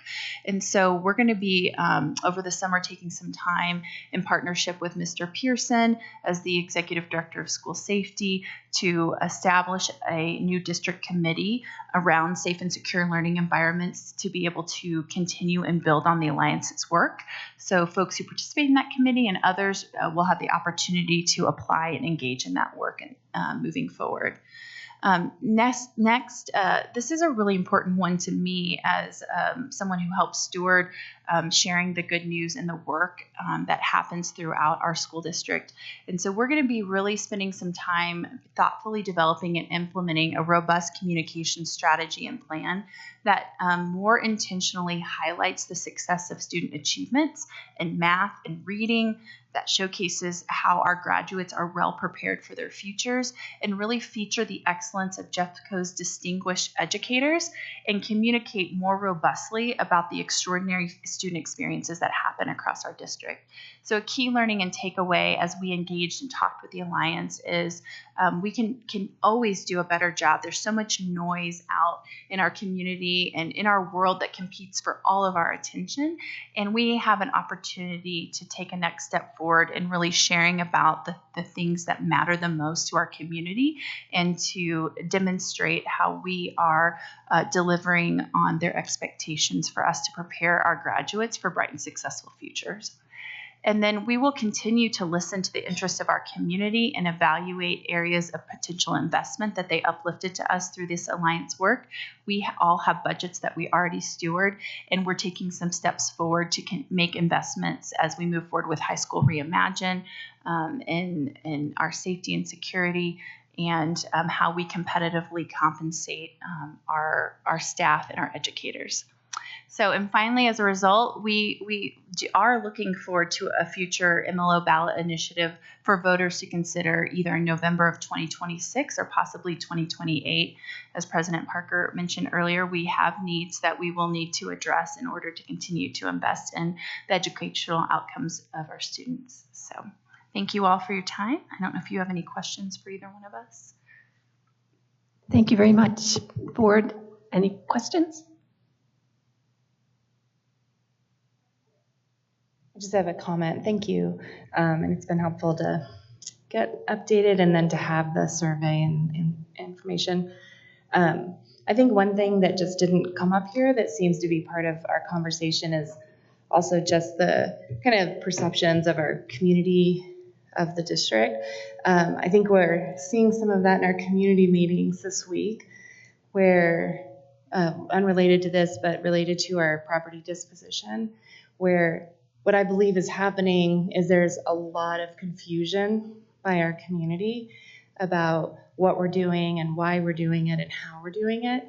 And I do think it's a matter of trust between the folks in our community and us. And I don't think that I do think it's just a matter of misunderstanding a lot of time by the community of what's happening. And so by listening in or watching or being at the community meetings this week, I was thinking, like, that they're not wrong because they're angry, and we're not wrong because we think we're right, but something's not working between the way that when we're trying our best to do this work, and then the community is showing up and voicing, and it is just like butting heads. And the whole time I'm sitting there, I'm thinking, well, this is just confusion. It's like we're not even talking about what we should be talking about because there's an underlying kind of anger or misunderstanding of what we're talking about. So I just think this sounds good in terms of the way that we've engaged community, but I don't think that our community engagement efforts are all that they could be. And I think that we need to work on that as a district if we want to build that trust to work towards a mill levy override. I think 100% has to do with taxes. I feel the same way when I think about those issues, but I don't think that we can't talk about how we show up in our communities when we're going to ask them to invest in our schools and say to ourselves, what are we doing that's working and what's not working? And challenge ourselves to say, maybe something's not working in the way that we are engaging our community right now, and the way we're listening, and the way that we're explaining and communicating things. So I do think these community meetings this week have just been good examples of where we can just definitely do better by helping our communities understand what we're really trying to do, and that we share with them the same concerns they have. We want the same things in their communities that they're asking for. So as a board member, I want to stand up at every meeting and say, I totally agree with you. I don't want a high rise in my neighborhood either. And so but we don't. And so I don't know that we show them that we have that same empathy and feelings of wanting the same things. So it's just this kind of, I think, is the tip of the discussion of what we could do better to prepare for a mill levy override if we really want to be successful in a few years. Thank you for the work. Thank you. Thank you, Dr. Varda, for bringing that up. I appreciate that observation and sort of the bringing together of recent experiences along with what was presented today, because it does tell an overall story. I wanted to say how much I enjoyed the moments that I spent with the Jeffco Alliance, particularly with the competitive compensation group. They were incredibly thoughtful in their conversation, and I just wanted to lift up that professional development showed up there quite a lot, but I want to be real clear that we were talking about professional development, not just for licensed educators, but also for ESPs and for other staff members, so that there is growth and learning, not just with our students, but with all of the adults who are also working in our school buildings, which I thought was really refreshing to hear as part of the conversation there. And I think the only other thing I wanted to say is I'm excited for continued community conversations where community voice gets lifted up the way that it did in some of those Jeffco Alliance meetings, where there were some difficult conversations, there were some emotions, there were some differences of opinion, but they were valued and they were heard. Not that everybody needed to leave those meetings agreeing, but that they had a voice at the table, which I felt was incredibly important and something that we could look toward trying to implement for some of the other conversations that we'll have to broach over the next 2 to 4 years in order to build trust with our community. I really do think that we need to lean in sort of to that model where there's more opportunity for our community to discuss what their real concerns are, so that we can be responsive and hear what they have to say. So anyway, thank you for this work. I'm excited for the stage that's been set moving forward. Thank you. I just want to also echo the appreciation. It is no small step to go do this type of work, and it is really appreciated because the information that comes back is really helpful. I know from the next steps that we are establishing a committee for the safe and secure learning environments.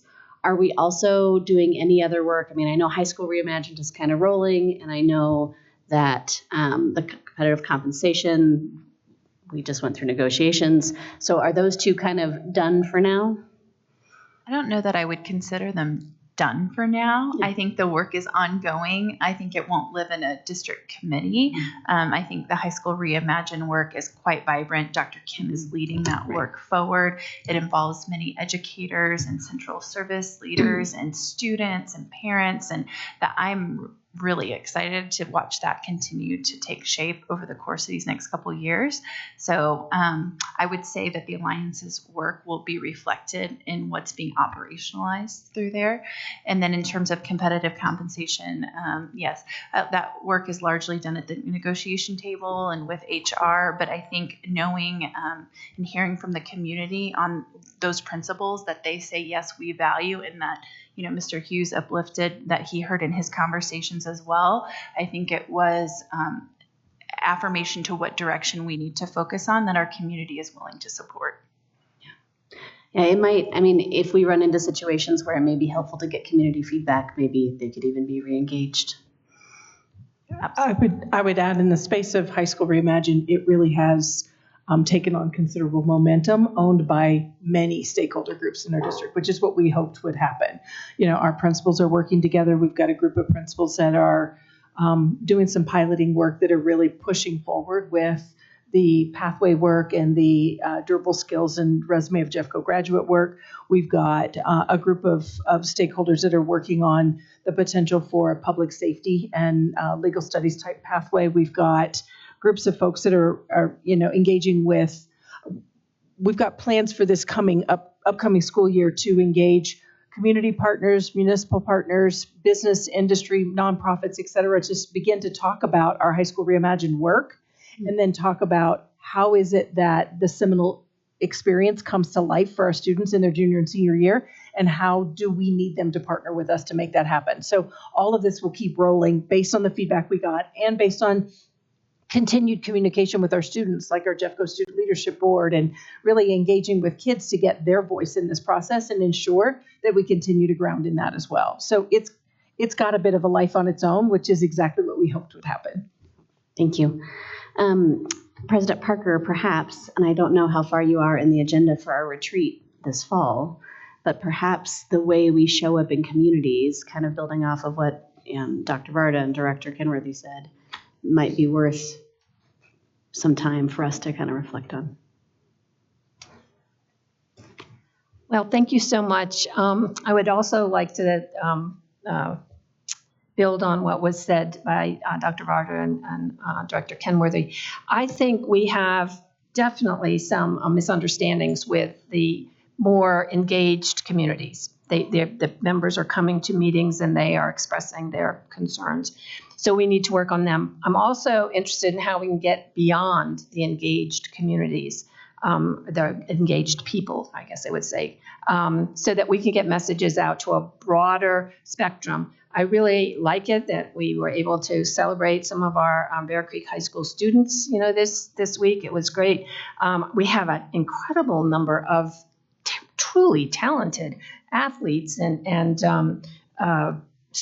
academic achievements in this district. And I would love to see if we can get those out in the broader public area. I think that would help us a lot too. Anyway, thank you for your work. This gives us a lot to think about and to build on for the next coming years. Thank you so much. Mm-hmm. Thank you all. Oh, yeah. Well, we're almost done. Yes, this actually brings us to the consent agenda. Items 9.01 through 9.29 are presented in board docs as a proposed consent agenda. Do I have a motion regarding the approval of the consent agenda? I move to approve items 9.01 through 9.29 on the consent agenda as published in board docs. Is there a second? Second. Are there any comments? I just want to acknowledge that having 29 consent agenda items is quite a lot. But for those folks who are tuning in at home or wondering if we have discussed any of this stuff, we have. And during our study sessions, we have a memorandum that gives more detail. So if you are wanting to look at board docs and go back to our study session from last week, you will see the memo at the end that gives more detail and information about the 29 items. It always makes me nervous to vote on 29 things all in one fell swipe. And I just want to acknowledge that. But I also know that this is that time of year where there's contract awarding going on. There's just lots of necessary business that is included in this particular consent agenda item. And I think that the board has had substantial time to consider these items individually. And I'm acknowledging that with my comment. There you go. I have a comment on the contracts for the property dispositions for Allendale and Zerger. And I wanted to acknowledge that we've gone through a really systematic process that I think we're all very proud of, and Mr. Gatlin has led, which has been really helpful in feeling like we've done what we should to get to where we are on these two properties. And I missed the study session last week, but I listened to it and heard folks say that there's some learning that we can do right now from where we are with this. I think the thing that we all paused at least at one point, I'll speak for myself, I paused at one point was the sale price of Zerger for, I believe, $1.2 million, and a little surprised, well, very surprised at that price. And it's the first time we have offers, and we've learned why those offers came through. And what I'd like to ask of our board is that we take that kind of learning and perhaps think about what that means for us. So this has made me wonder, should we develop like a minimum threshold of an offer that we would accept? What would that number be, and when would it be too low to say it's worth disposing of the property? I'm positive that the developers have a minimum threshold by which they will continue on the offer, and I guarantee it's multipliers bigger than ours, and that makes sense. They don't want to go forward unless they make a certain amount on the project, and I wonder, do we have a certain amount we don't want to make less than?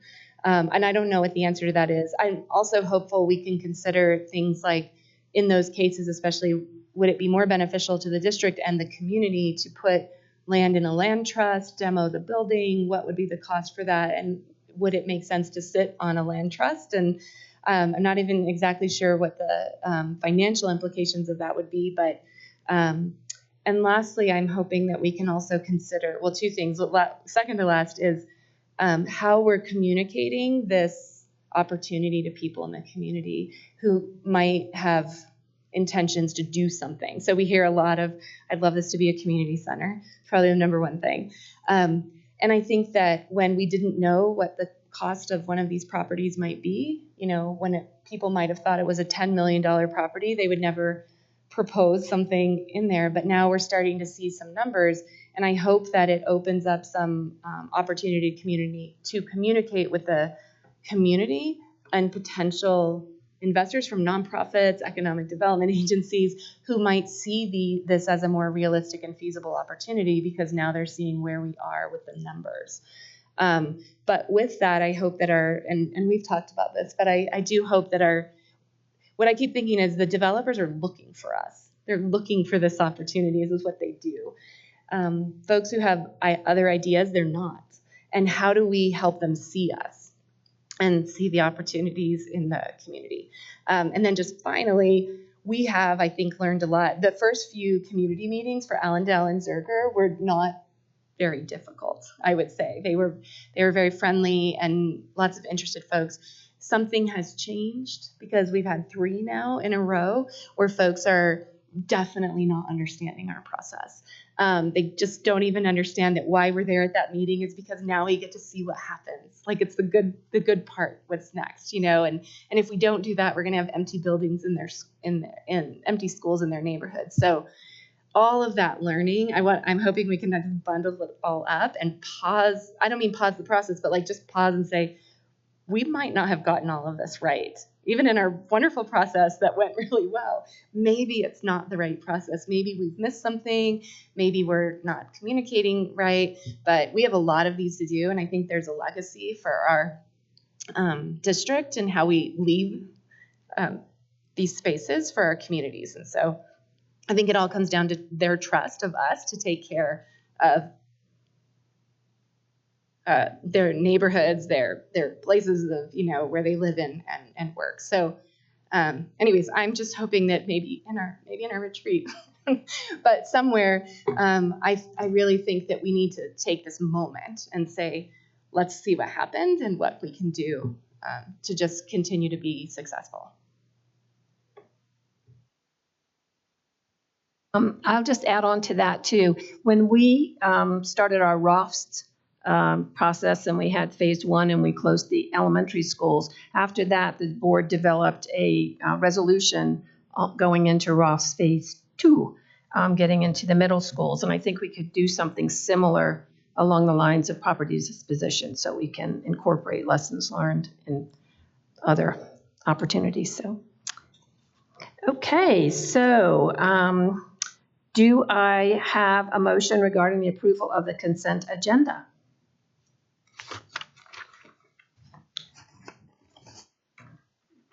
I move to approve items 9.01 through 9.29 on the consent agenda as published in board docs. We did that, and then we had the comments. Okay. It has been moved and seconded to approve the consent agenda. Roll call, please, Ms. Zavada. Ms. Applegate? Yes. Ms. Kenworthy? Yes. Ms. Parker? Yes. Ms. Reed? Yes. Dr. Varda? Yes. Okay, the consent agenda has been adopted. And this brings us to the final section here, the leadership reports. And we'll start out with the report from the superintendent. Well, I want to say thank you for the opportunity to join you this evening. I'm happy to report that Superintendent Dorland is doing well. She is recovering, getting well quickly. I dare say maybe getting a little bored, and she probably will by next week, but we appreciate the opportunity to continue to touch base with her and her to weigh in on things. I'm looking forward to having her back in about a week and a half. I certainly miss having my thought partner. We do so much work together, she and I and Ms. Relu, and it's definitely, I feel it when she's not here. So I also want to say that I continue to be happy to support all of you during her absence so that she can focus on herself and get better. And we'll continue to support our staff so that she can make sure she comes back strong and healthy and ready to hit the ground running for the 24-25 school year, because I know that's one of her goals. As you know, last week we wrapped up negotiations with both of our associations. And as I said earlier, I'm really proud of our teams. And I'm both JCEA team, our district team, JESPA team, and our district team. We reached compensation agreements that we believe prioritized our staff and showing them the respect that we believe that they deserve. But I want to call out and say a special thank you to Amanda Parazio, Matt Polero, and Jeff Gatlin for all leading our negotiations team. It's a lot of time, it's a lot of energy, and if you're going to do it right and you're going to be respectful and thoughtful, there's a lot of energy that goes into that, and all three of them put their heart into that work. So I want to thank all three of them for that. And that's all. Thank you. I think if it's okay with you, we'll just go right around. Well, it feels like it's been a lifetime since our last board meeting and since we've done one of these, but I was really struck by all of the graduations that I know all of us got to attend. Everyone told me it would be like one of the coolest things you get to do, and it truly was. And so I just want to thank all the schools that invited me to be a part of it. It was really fascinating to see the difference in every school's touch and how they all had their own unique personalities, but how every one of them had graduates that were so excited for the next step of their life. I would say I'm going to keep it short. It's been a fascinating and busy whirlwind for May and June, just with wrapping up the year and the budget work and a lot of the 600-page reports that we've been looking through. And so I am tired, but I'm proud of the work that we've done this semester, and I'm proud to have gotten to work with all of you and the staff and the cabinet. And I just want to say thank you, because it's been a learning process, and I feel thankful for that. You. I also want to acknowledge the wonderful season of graduations. I did attend 10 graduation ceremonies this year. Also, on May 13th, I attended the Arvada Articulation meeting that Dr. Varda kind of spearheaded there, and was really interested to hear what's going on up north. As I say, I'm from down south. May 15th, I attended the audit committee meeting, and I really appreciate all the work from that committee. I think they've done a lot of hard planning to get their bylaws set and their priorities set, so that's very helpful. May 22nd, I attended the Zoom call from the CASB on the legislative wrap-up from Colorado, and in case you didn't know, Colorado puts forward an unbelievable number of bills every year. I mean, 600 or so, and then they end up passing about 4 of them. So there's a lot to keep up with. Also, CASB had an SBU webinar, which was special policy updates, and that had to do a lot with the national ones that were brought up earlier, the different requirements now around training on Title IX issues and other things. So that's important, because the district will be instituting a lot of things based on national legislation. I attended the JCAA Awards breakfast, and very happy that the Board of Education got the Caring Award from JCAA, so it's nice to be appreciated. Also, I attended the TDPAC committee meeting, and very excited for all their vision of how to go forth into the AI age. And also, one of my personal things that I was bringing up was the use of cell phones in our schools. And I know that some high schools are going to try piloting no cell phones in classrooms, and I'm interested to see how that goes. And then I have been listening in on the Zoom live stream of the community property disposition meetings. And Dr. Varda, I think I share your comparison from the early Allendale and Zerger meetings to the ones we're facing right now. So it's been a very busy May. Looking forward to a nice summer, and I will be going to the Olympics in Paris. So beat that, top that. Okay, thank you. You just can't you can't talk about May and not talk about the graduations. They just are amazing, and they're all, they each have their own culture and their own feel, and they're all special in their own way, and I just really enjoy doing it. And this time through, knowing that our districts were changing, and that I wasn't going to be at some of those next year, and I'll be doing some different ones. It was sort of an interesting experience. All of a sudden, I was like, "Oh, I'm going to be so sad to not be at this particular one." But I had the chance to do Stanley Lakes, and so it was kind of fun sometimes to cover for each other here and there, and get a chance to see what it's like all over the district. So I very much appreciated that. I just want to say about Directors Applegate and Kenworthy, you guys have hit the ground running, and I know what it was like, to do that first semester on the school board, and how overwhelming it could be sometimes, and how much I'm enjoying working with you, and just I feel like as a board, things have gelled really well, and we've made very difficult decisions. We've made decisions that make me nervous, but I think that they've been the right decisions. Super excited to see what we do with Fletcher Miller. I'm looking at those dates and going, but I'll be off the board by the time we do some of this. So yeah, just I think a wonderful close to the school year, and looking forward to some rest. And I'm going to London, so Yeah, it'll be good to get back together and start up the fall. Well, thank you.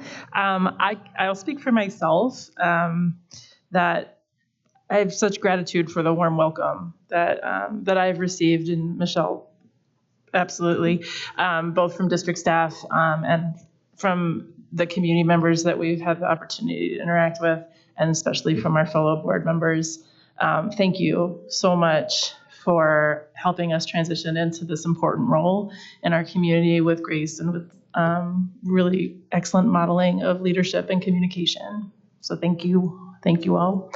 I also want to share, I concluded graduation season with so much joy. What fun for our families and communities and for our graduates. And I want to especially lift up those folks who graduated this year and made it to that milestone moment amidst fellow graduates who were carrying cords and honors and awards.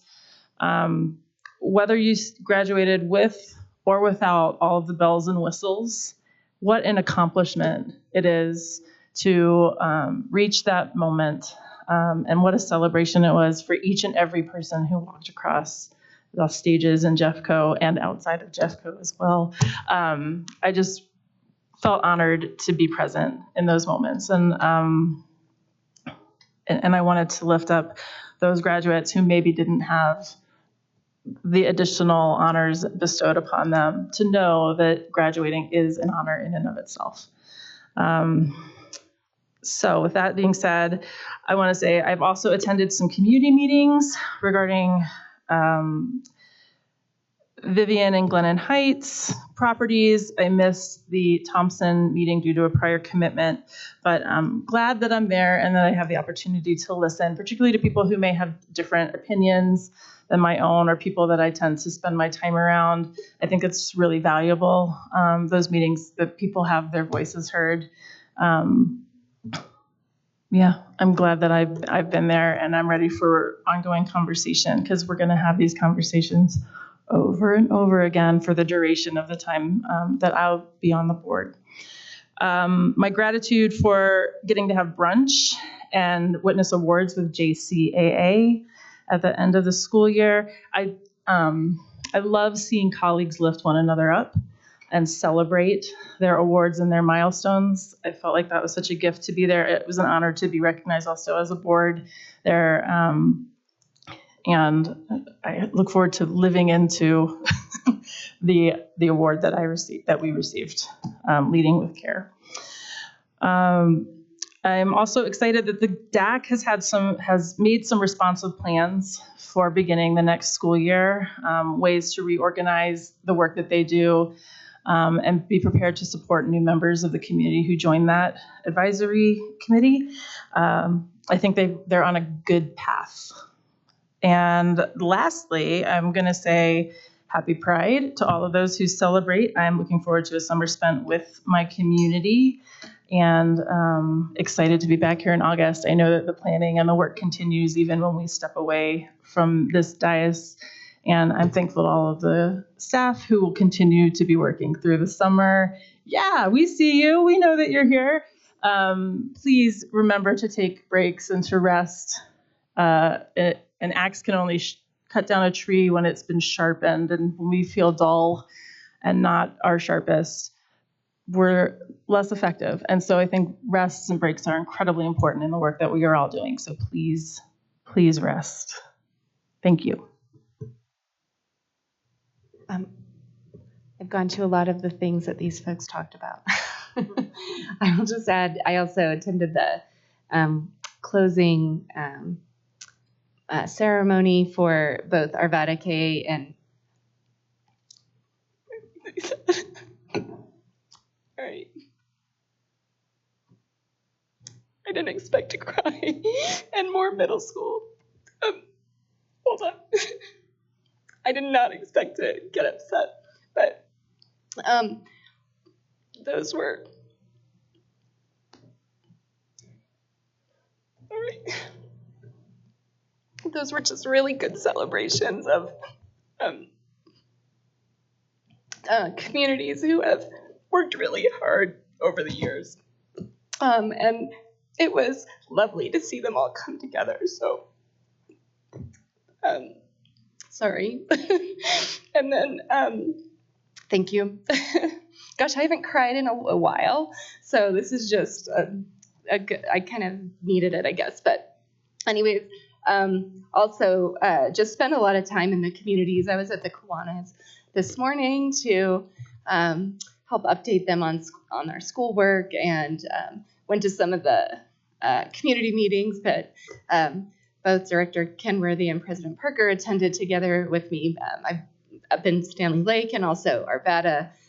Just really appreciate the families that are welcoming the district folks in to say, we're struggling with some things and how can, we partner with you to make them better. So I think there's a lot of good involvement right now, whether it means, tension or not, but people are really coming to show up at things right now. So I think that's good for us.